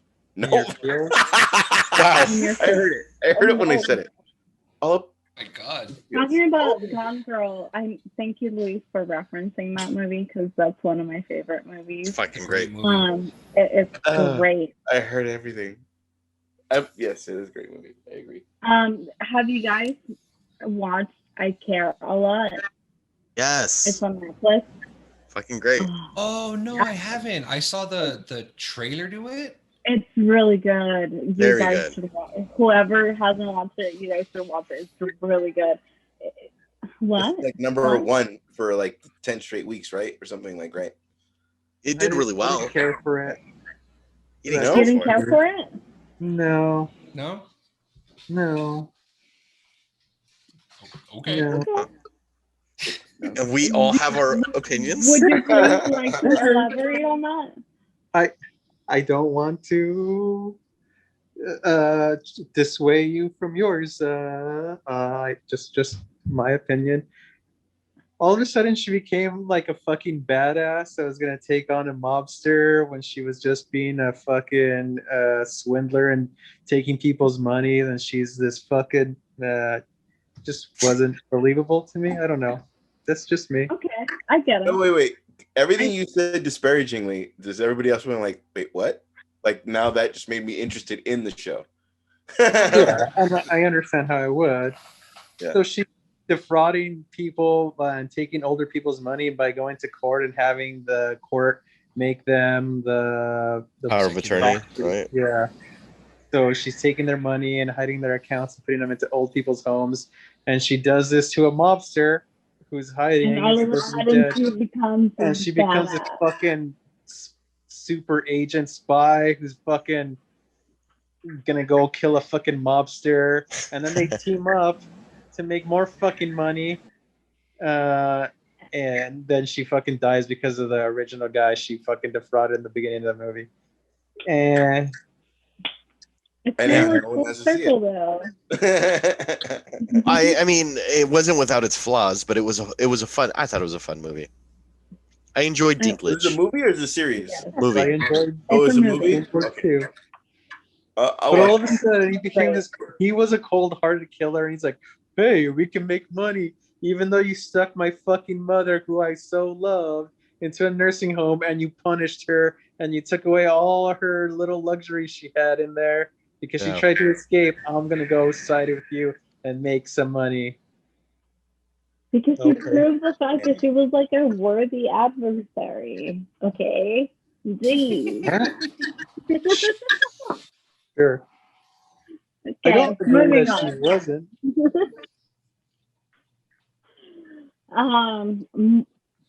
I'll just take it back to our DC news, which is Keaton possibly out of the Flash movie and Bale coming to replace Keaton. Ash, how do you feel about it? You just wait. Just wait and do the story you want to fucking do. Don't fucking now could be Christian Bale. Don't just do the fucking story you want to do, and then when it fucking fails, go, oh, I wanted Keaton. Like, just do this. Just fucking wait. There's no rush. There's no anything. There might be a rush from studios, but like just Actually, there is a rush, dude. yeah. No, I heard you. But if you're not gonna put forth what you want, how did I fuck up? This is Michael Keaton himself pulling himself out of the movie. No, I agree. Yeah. No, I agree. But he's not gonna do it because of COVID. So it's No, just that's what he said. He said that if COVID isn't clear and he can't travel, then he's not going to do it. Yeah. right, but this is a story. What are we rushing? The studio wants Batman to Beyond is cash it's going to in. be it's going to be No. great in 5 years as opposed to It's not. It's not that. There's a massive rush to get this movie done because of what the DC execs did. They canceled 2 movies, okay, right after Snyder's cut came out because, which my personal opinion is petty as fuck, because Darkseid came out in his movie. Can you? This is the thing that I can't understand. To fathom that we could have had a New Gods movie is ridiculous.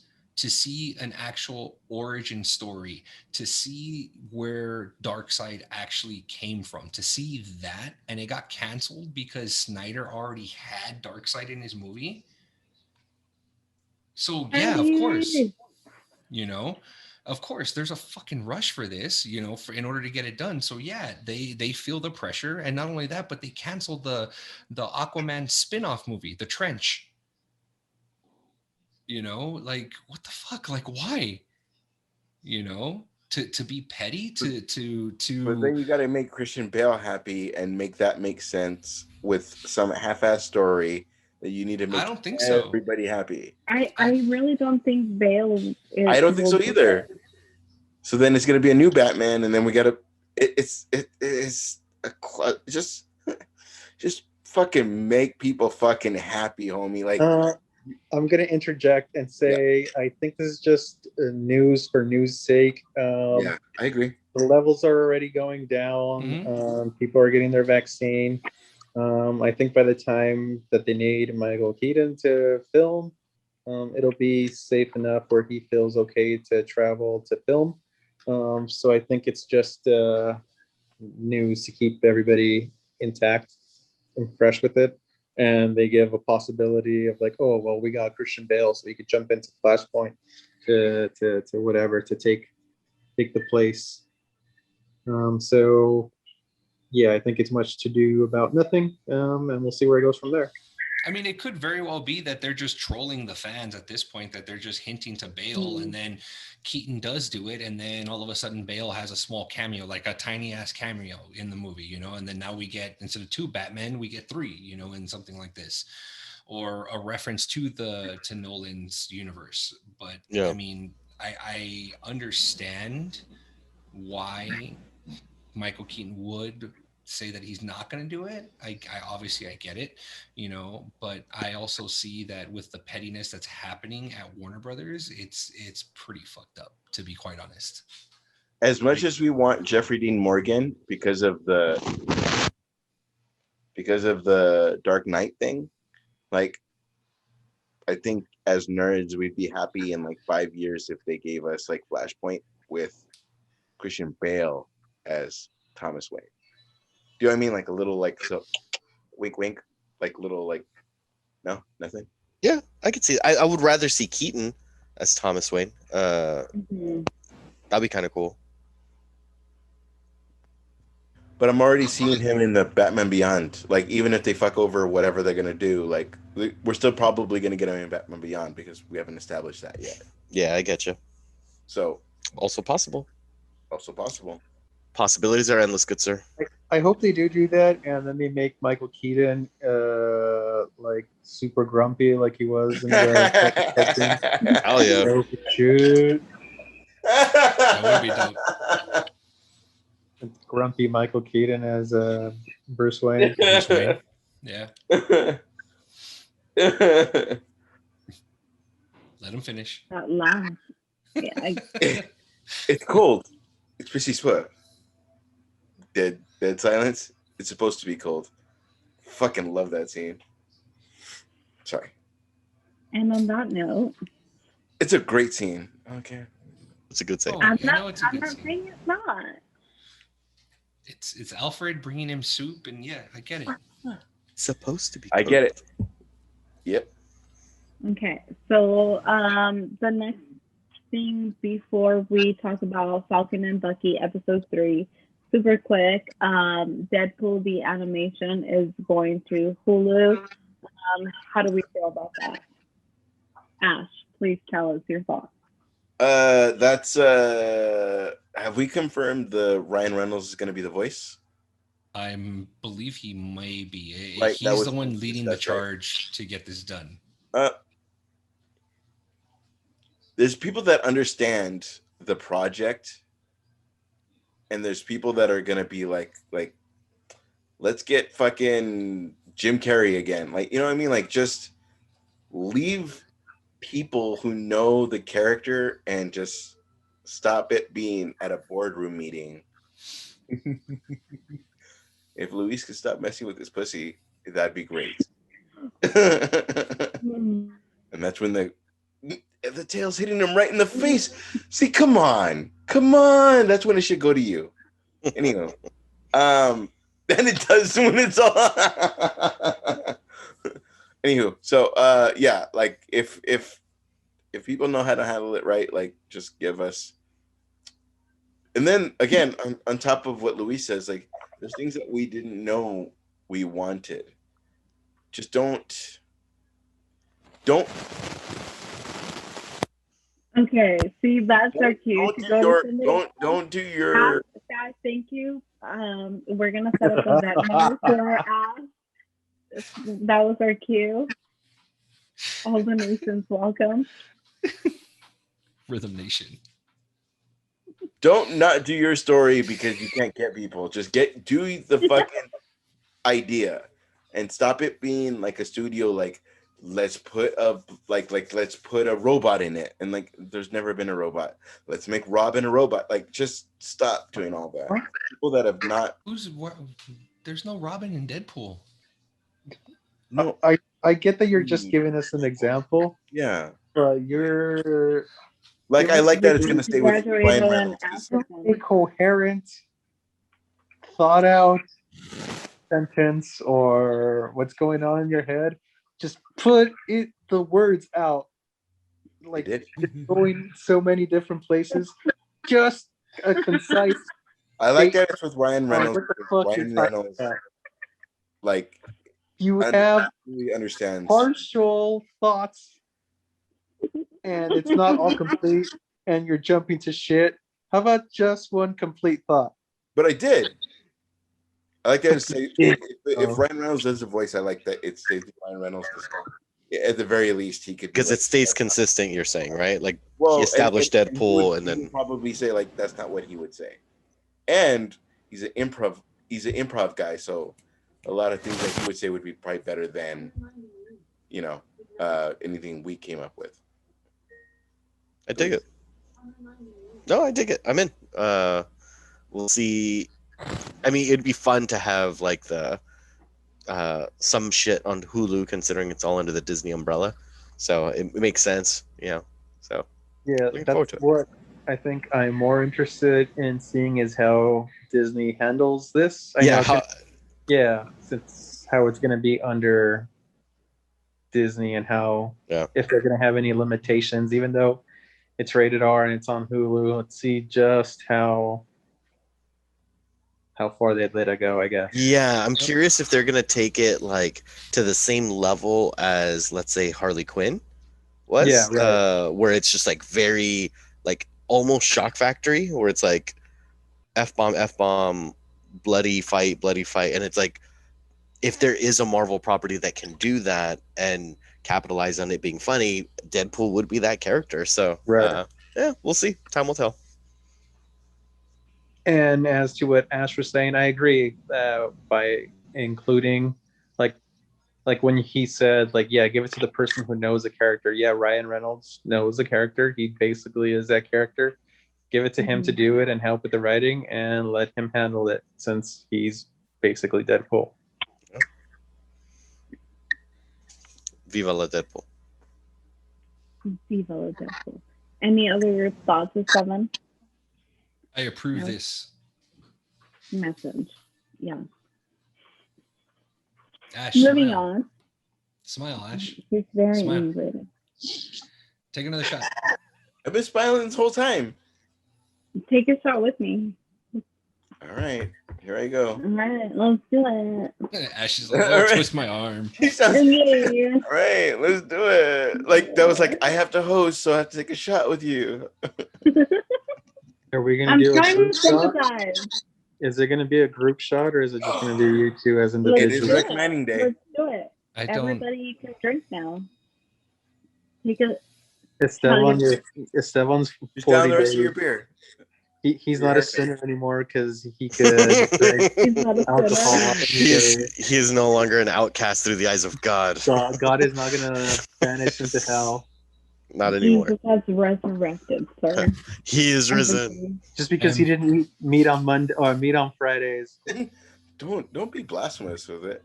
All right, so I I was having fun with it too, though. I know you were. Hey, but fuck that premarital sex, huh? Yeah. Gotta close his eyes on that one, huh? Many times. Okay. Moving on from that. Yes. Right over our heads. Falcon and Bucky. My favorite Friday night thing to watch. That was a horrible segue. But yeah, it really was. I didn't have anything. I was like, how am I gonna go to that? But I honestly, I'm living for the memes of a Baron Simo at the nightclub. 100% love it. But the that's straight dad dancing right there. That's what that is. Yes, and then the clap. Mm-hmm. well, I was to like, be fair, from being from Russia, they're like 10 years behind us anyway. So that is how they would dance too. but you know what? Russians get down to like electronic music. So Yeah, which is still behind us. But And metal. I mean, there is Rammstein. yes, there is Rammstein. They're German, aren't they? There's also Metallica. There's also fucking Europe.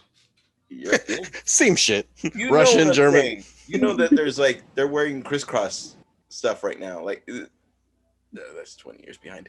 Everybody realize there's that things that like Creed just came out over there.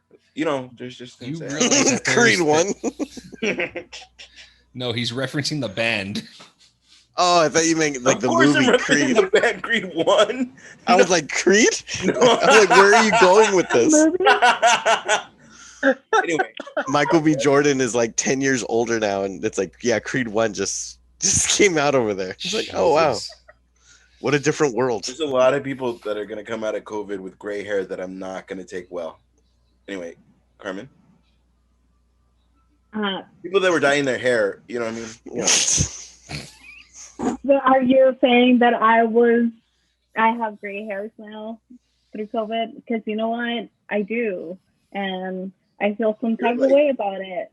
No. And this is why I got a haircut, to try to avoid the gray situation.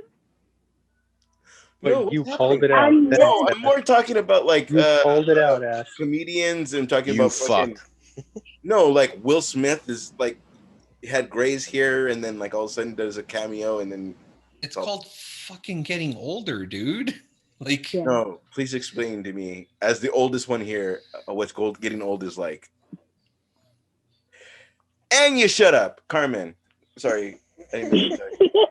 And you should have Carmen tell us about getting older, please. God damn. God, how do you? You How do walked you- into that one. It's turned on You me. 100% walked into that one. But Getting older. And Carmen. I did, but it was. you know what? Let's just get to it. Falcon and Bucky. I like the oh my god, Black Panther references at the end. Milaje.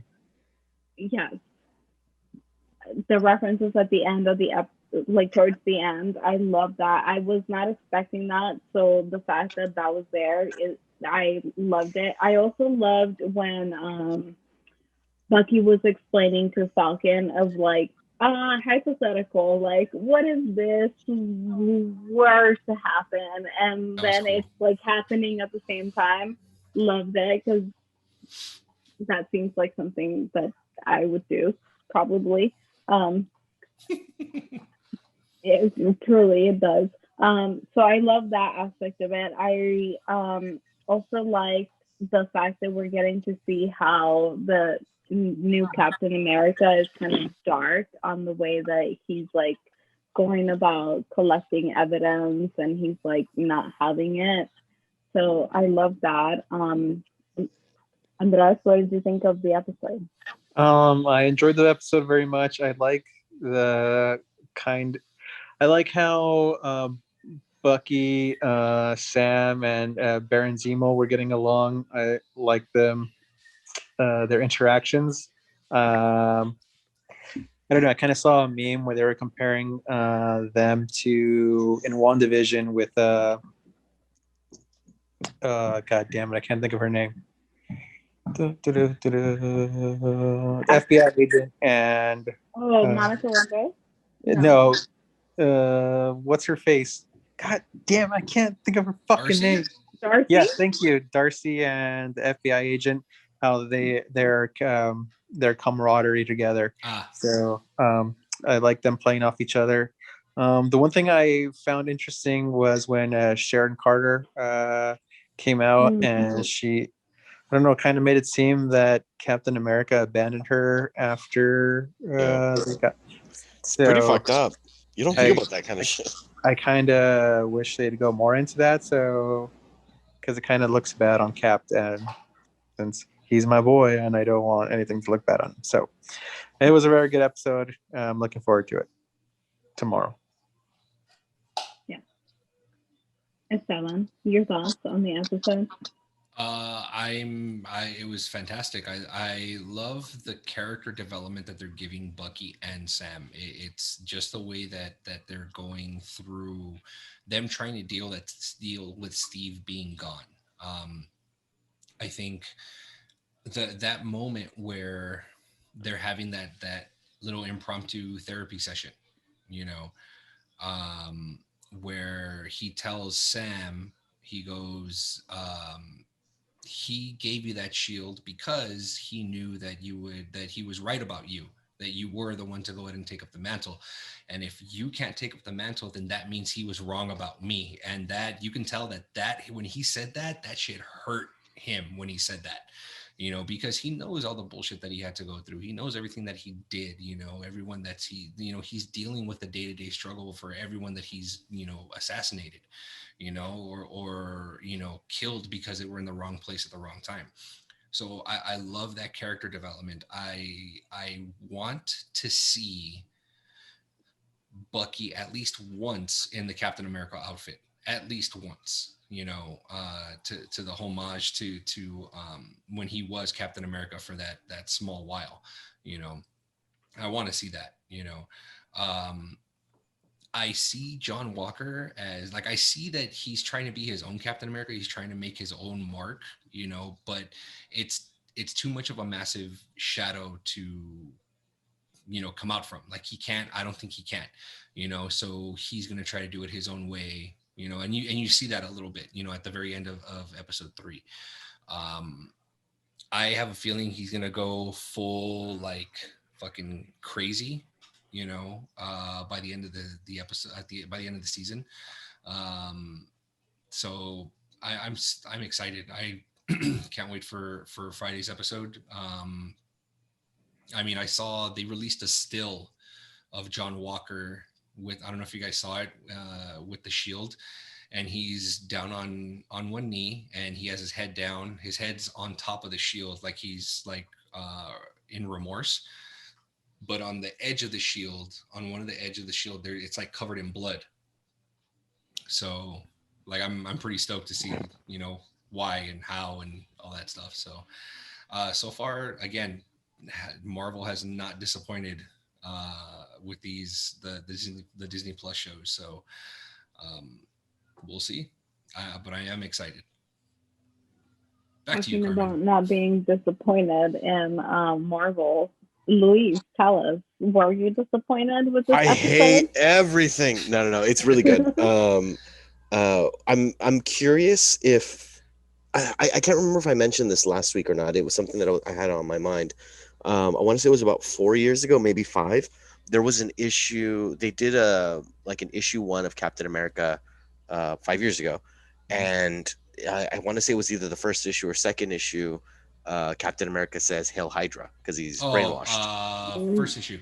It was the first one, right? The very first issue. The writer got a bunch of death threats and stuff. Like even before he explained why Captain America said "Hail Hydra," and I bought this issue when I heard about it, and so I have it in my collection, and it would just be so fascinating. And here, it would just be so fascinating if they were to bring that here, and I can totally see this Captain America either being brainwashed, or because we do see he has that dark side, but an argument can be made it's like he's seen battle on the front lines, so his heart can be a little bit turned of like, dude, fuck the enemy. Like, so he could be that guy, kind of like Punisher-esque, but I could also see him finding the superhero soldier serum and being like, I want that, give that to me so that I can be a better hero. And then he pledges a loyalty to Hydra. I don't know, but I would that's like a little Easter egg I'm waiting for myself. And it's just, especially because he's getting his ass kicked every fucking 10 minutes. Yeah. And it's like, he's not used to that. And he was like the top of his class and all this stuff. And now he's entering this new world. And I can absolutely see that to him to elevate his game, to want to do that. And then for it to turn full circle and back to like, it's not a big fuck you to the people that got all mad about the Hail Hydra comic and they're fucking sending death threats to the writer and all that crazy shit. But it's like, to be able to say, hey, this happened and this is the little nod that we're going to make that it happened. And then, it's not your Cap, just to kind of restate it again. But I dug it. The chemistry with what you guys were saying, chemistry with the characters are good.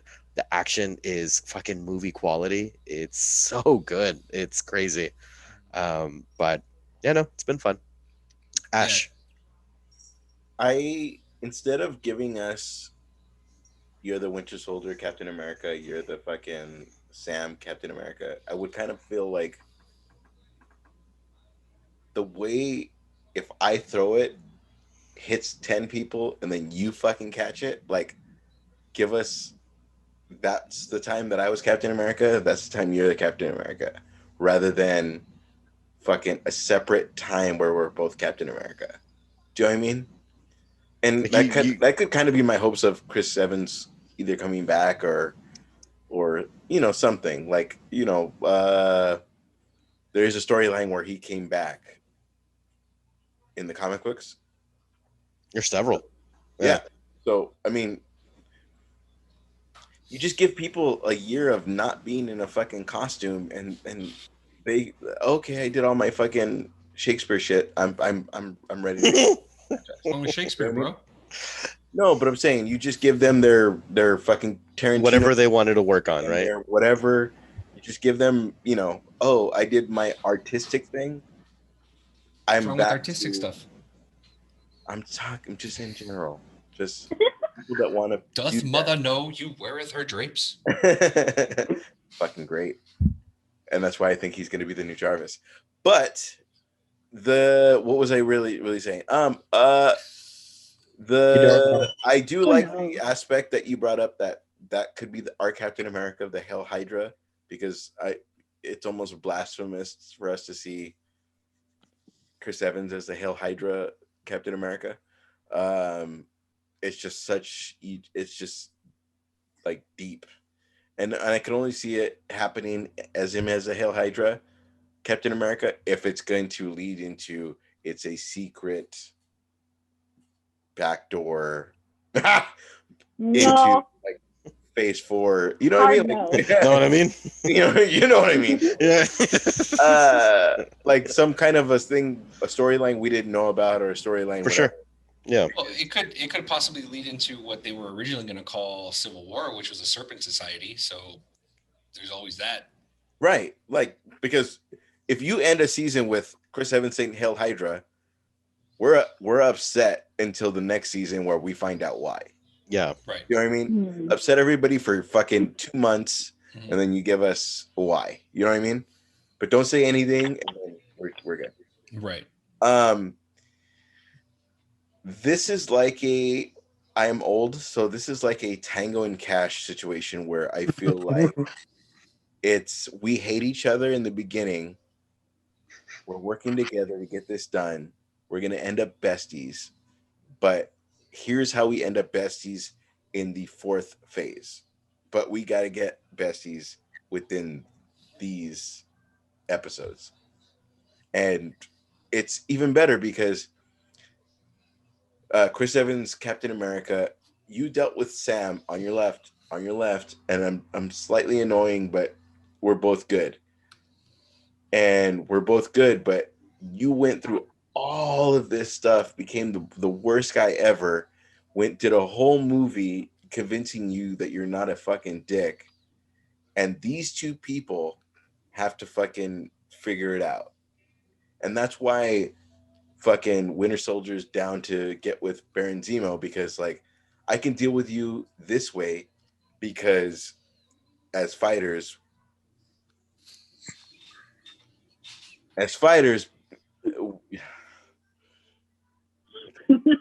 Sorry. they just I dealt was with each about- other 2 different ways, and it's great I because was like, can somebody Captain America please dealt with this guy translate this what's way. happening Captain right America now? dealt with this guy this way, and these two people have to get along. Esteban, you. I already went. Translate but- that, please. Esteban, say it again. Repeat what I said, but with better words.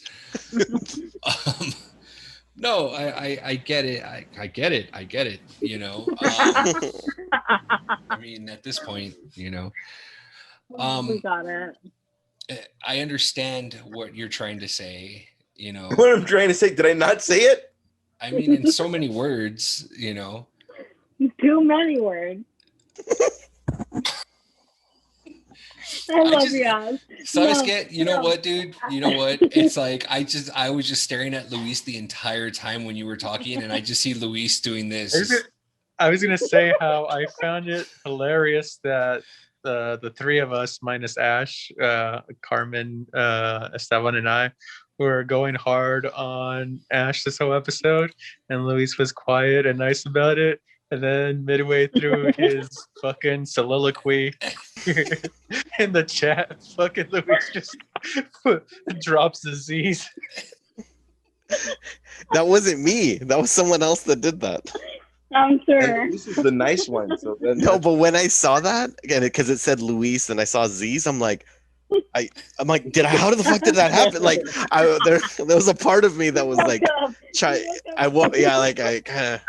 It's like when you're nodding off in class and the teacher says, "Luis, what's the answer?" I'm like you know, like, I'm trying to. I don't know what day of the week it is. I don't even know what subject I'm in. Anyway. you're the best, bro. Thank you. I will say the one thing that I don't like, and to piggyback real quick off of what Luis was saying, was about the whole death threats that the writer received in the comic books. You guys realize that Wyatt Russell is getting all these death threats for playing Captain America? Oh, Jesus Christ! You know, Really? No, I didn't know that. Yeah. Oh, people suck, man. You know, like how checked up is that? Like, are you that upset that you're in your mom's basement and you're so pissed off that you're gonna go out of your way to go ahead and send this man death threats? Listen, my mom's basement is where it's at. Okay. So don't hate on that. Then stop sending those threats, Carmen. But he's not my Captain America. That is an America's Not ass. having it. That is That not is not- America's ass. It's definitely not That's not my American. ass. Or ears, because those ears. I'm not. Okay, moving on. Okay. Last week we didn't get to talk about Invincible, which is great. It's a great comic because I started reading it after I saw the first 3 episodes, and it is a great show. I'll start off with Luis, just because you have talked about it before and you kind of introduced He also has to us wake up. Thank you. Luis Thank you has for to wake that. up. Love that. Love that segue. Always on time.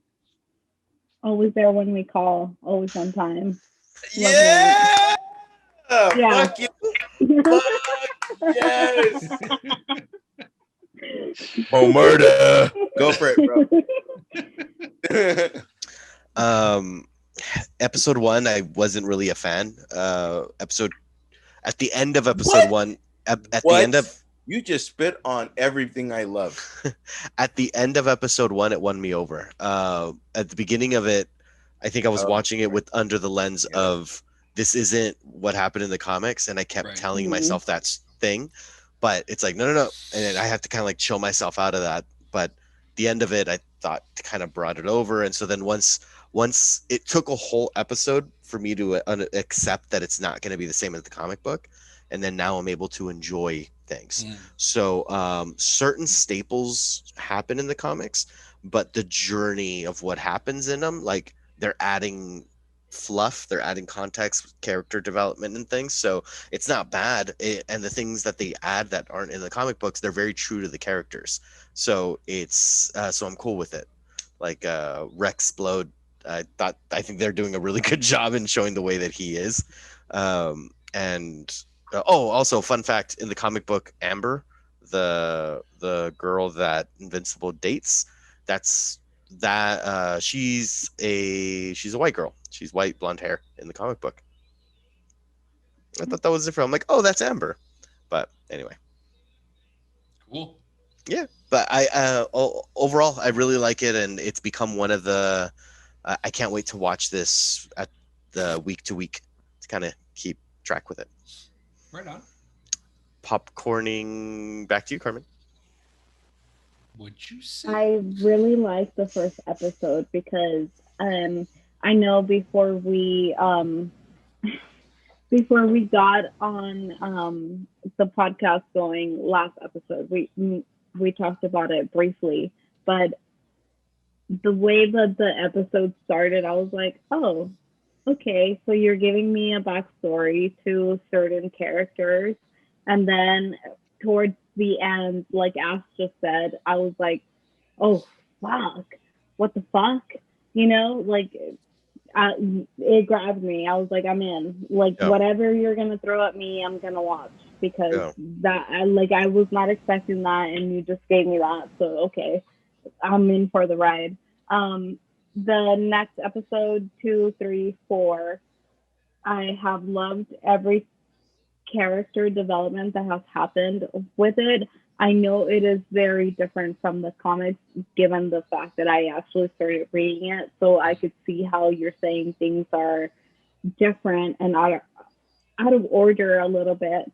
But I think it's still kind of making it true. It's not derailing too much, and it like you said, is kind of the things that do happen are true to the character. So I'm excited to keep watching. It's definitely an animated series that I honestly, when you were talking about it before, I was like, okay, it sounds cool, but I'm about it, and now I'm like, oh, this is fucking good. I have been telling everyone, you should fucking watch it. I even told my sister, I was like, we need to watch this together because you're gonna love it. So I fell in love with it. Thank you for the suggestion. Thank you, because it's great. Esteban, what did you think of it? I did not read the comic book. I knew of the character, did not read the comic book. But the first 3 episodes, it hooked me, and I'm not reading the comic book. I think didn't change the fact that I want to read the comic book, if that makes sense. You know what I mean? I still want to go ahead and go read it. I downloaded the off of Comixology. I downloaded the first volume, if I'm not mistaken. I think there's 8, right? There's 8 or 9 volumes. There's 4 graphic novels, so you're probably looking at the single issues. But if you go to graphic novels, there's I think the first 4 are on there. But yeah, no, there's quite a few of them for free. Ended part of the membership. Yeah, but it ended at like issue like 193 or something like that, right? Something like that. Yeah. Yeah, it almost hit 200 issues. But yeah, I'm surprised. I see certain like correlations with other superheroes, you know, but it's like I like how they change certain things. You know what I mean? So, but fuck, like I'm so like that at the end of that first episode, I was just like, oh, so we're going that route, Yeah. okay? Because it's like the way that they portrayed it, like when going into it, you know how they give the whole guidelines or whatever, like TV, whatever. This one was like TV 17 or something like that, and I'm just like, oh, okay, it's not going to be that bad, but oh, okay, like they're gonna do that, okay, Yeah, it's got it. pretty rough. Yeah, so it was great. A lot of the character actors that I hear, when I first heard their voices, like I legit had to stop and like I've heard this voice before, had to go look it up and I was see doing and that stuff too. like that. Yeah. So it's cool. A lot of the actors that are voicing these characters, it's like these are actors that I've seen on other shows, and I'm just like, oh, he's in it, she's in it. Like, okay, I'm like even more excited to go ahead Yeah. and continue watching this series. So, but yeah, I've added it to my daily routine of watching stuff, and it's one of those where it's like I watch it on me time, like no one Yeah. else is gonna watch it with me, so it's like I'll just watch it, Mhm. So probably watch it I later watch on. it. I watch it during my lunch times at work. Yeah. So Andres, have you watched Invincible? I have not, nor have I read the graphic novels, comic books. But from your all excitement, I kind of want to go check it out now. So thank you. You at least passed your excitement on to me, I recommend it. Amazon Prime. and I have it, so 100%. I'll go ahead and watch. there it is. Ash, tell us your thoughts. I know you've been waiting for this moment.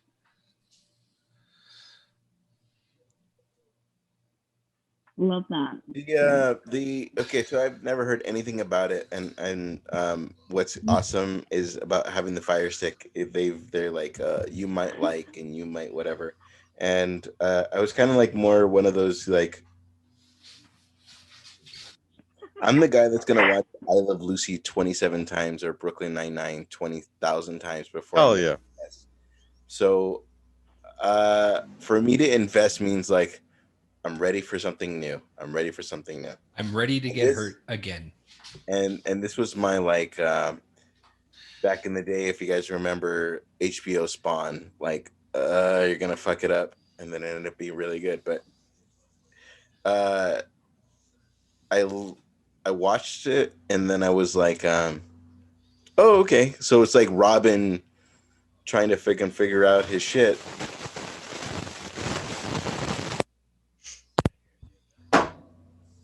Robin trying to figure out his shit, and then like when he's like, oh, I like the goggles, and there's little whatever shit, and I was kind of like, huh. And then I saw the end, and then I want to see the outcome, like I feel like I don't know if the bad guy knows he's a bad guy, or if it's one of those government switches. You know what I mean? Like, for the people that have already seen it, I don't know. That's a reoccurring theme. Fix this fucking mic cable if it fucking kills me. Please. I don't know if the bad guy knows he's a bad guy because he's trying so much to fucking work out everything with his significant other and his child. So I want to make sure like what it is what it is, especially because it's J.K. Rowling. I want to like J.K. Simmons. Mm-hmm. Why do I always call him that? And I've never seen a fucking Harry Potter ever. First off, and shame I on you. don't know why. I just finished the series on Sunday. Congrats. Yeah. We'll talk about that on the next episode. We will. So I've never seen. I have questions. I will do a Harry Potter with somebody. That sounded weird. Ladies and gentlemen, you heard it first here on Comics. Ash will do a Harry Potter with someone. With someone. Not Male or alone. female? Here they write on broomsticks, so either way, it comes off bad. It's a straight double broomstick. I got your expecto patronus. But I liked it. I liked it a lot. I liked that the. So sorry, Andreas. I like that the wife is trying to figure out everything because she has her own storyline. I like that the Invincible. The thing that's a little bit cheesy is like, oh, you don't know me? And then that's the thing that's a little bit cheesy, but at the same time, like he's choosing a fucking name that's like Superman to the people that are like, I'm male boy. Like, you know what I mean? Like, yeah, using a fucking Superman fucking name, and he's building himself up. So that's kind of fucking cool. So I kind of get it, but the way they're throwing it in is kind of like, So yeah, I think it's fun. I think it's fun too.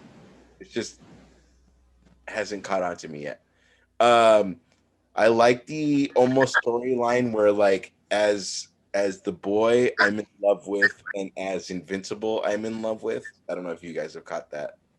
But at the same time, I still need to get to this date, and at the same time, I still need to fucking go on this journey with this chick. Like it's almost a different situation. Yeah. In the boy's head. It's like a two timing situation, but not. But not. Yeah. The way that he's doing it is he doesn't realize like I'm in love with both. But if I'm here and my chick calls me, like I gotta go here. If I'm here and she says I gotta go on this fucking fight, like it hasn't clicked with him yet. And at the same time, like, hey, if you're gonna be a superhero, you got to figure out how to explain to her why you're gone for an hour. Like, it's all the things.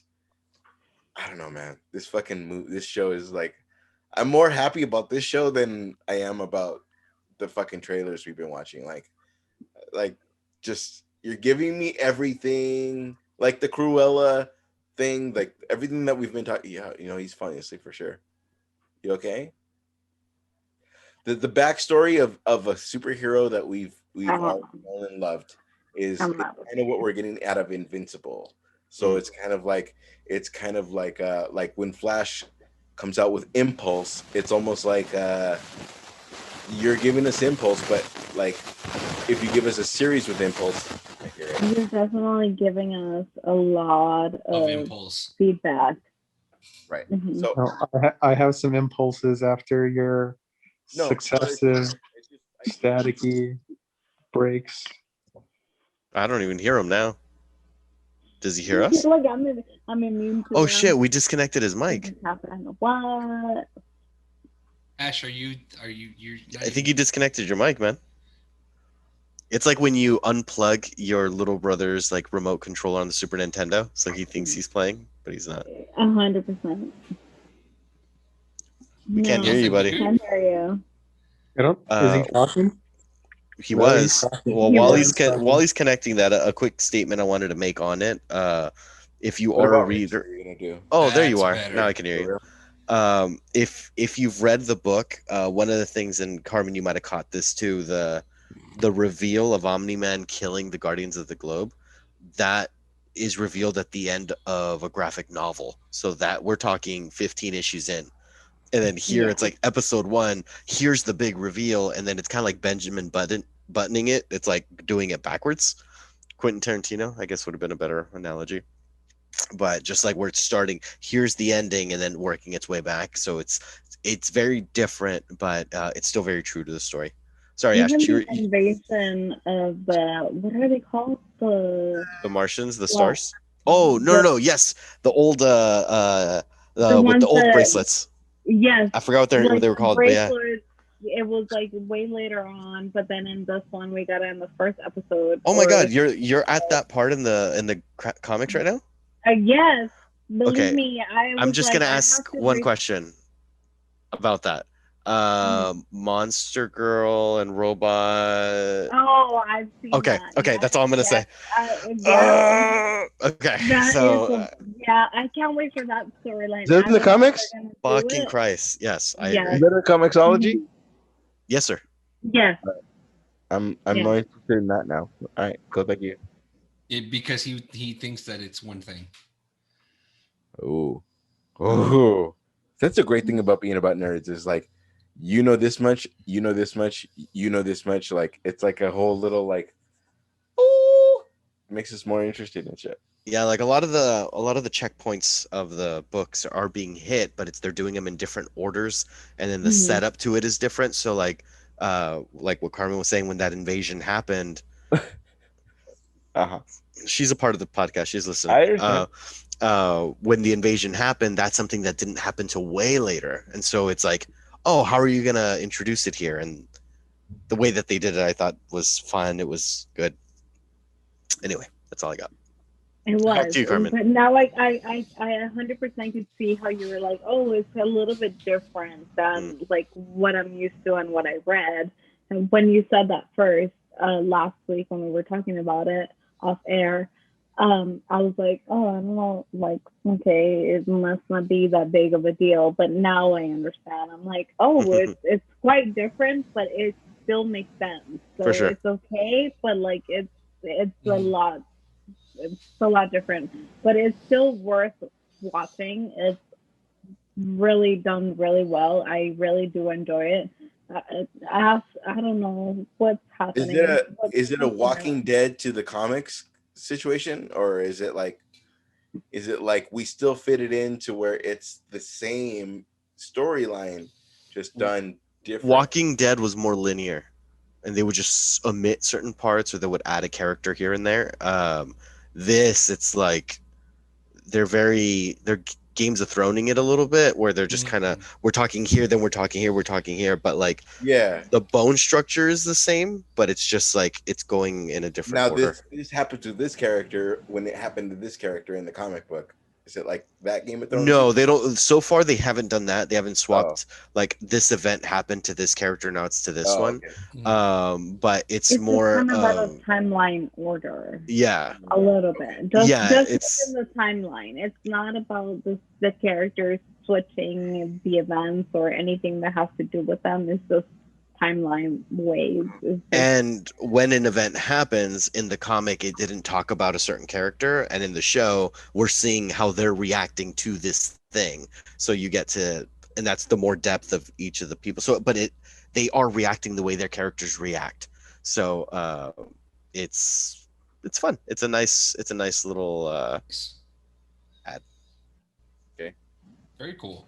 And for those who would probably not be interested because it's an animated series, give it a chance.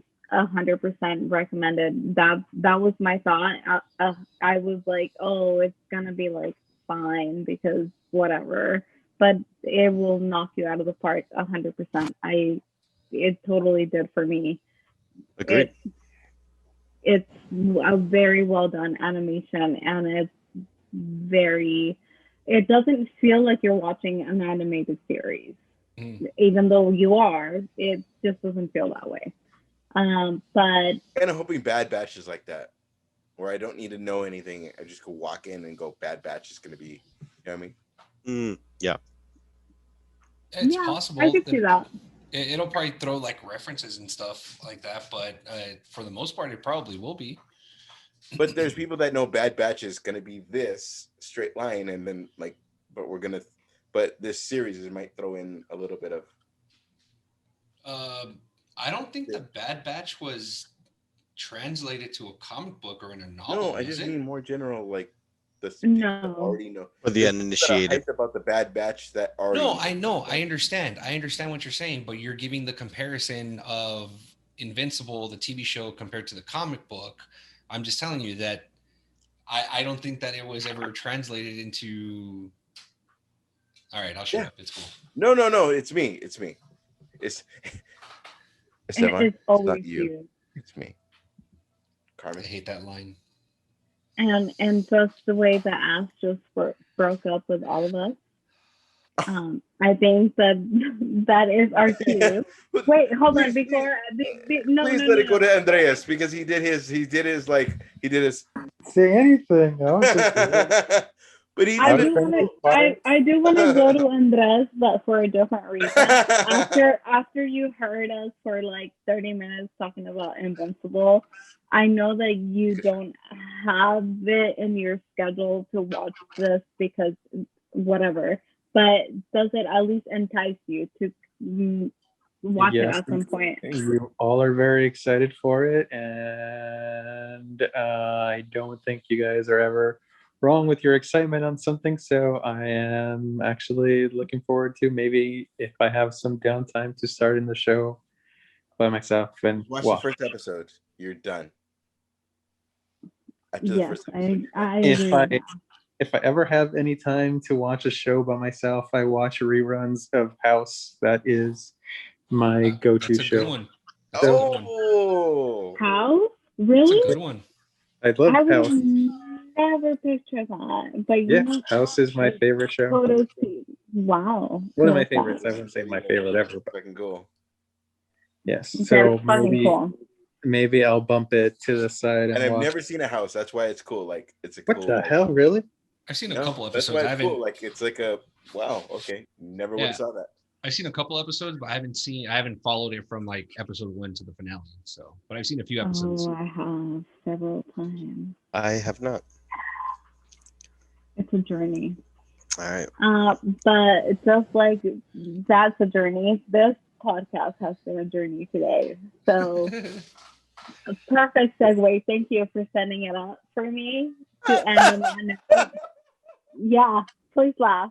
Thank you. No, Thank you, Ash. I'm laughing Thank you for at your Louisa. contribution. All right, yeah. That's his. I'm done. I do please ask you guys, leave us a comment telling us how Ash needs a new mic, or how you have loved Invincible, or how you are loving Falcon and the Winter Soldier, or whatever trailer that we talked about, what your thoughts are. I know that we have Zach and Marcus. heavyweight. Yes, sorry. But I know that Our two heavy hitter fans. yes, thank you. Mhm. But we love to hear feedback. I know that we have we have some followers of the playlist that we publish every Tuesday, Wednesday, on Spotify. Please let us know if you have any suggestions on music that we should listen to. Next week, we will probably have you give us your feedback on whatever song you want to listen to. But since today's video is done and I am the boss of today, please hit the subscribe button at the bottom of YouTube. Please follow us on our link tree at Instagram, whatever, either Spotify or Anchor, or in whatever listening forum you're listening us. Follow us, like us, whatever it is. Give us feedback on Apple Podcasts. Write a review. Yes, Ash, please tell us. If you don't have a comment, who do you think would win, Mike Tyson or Royce Gracie? Okay. As usual, Ash bringing us to a screeching halt to the show and the goodbye. But do answer that question. He will definitely enjoy reading your answers. And this has been Comix, and we are everywhere. I was waiting for that. Good night. And scene.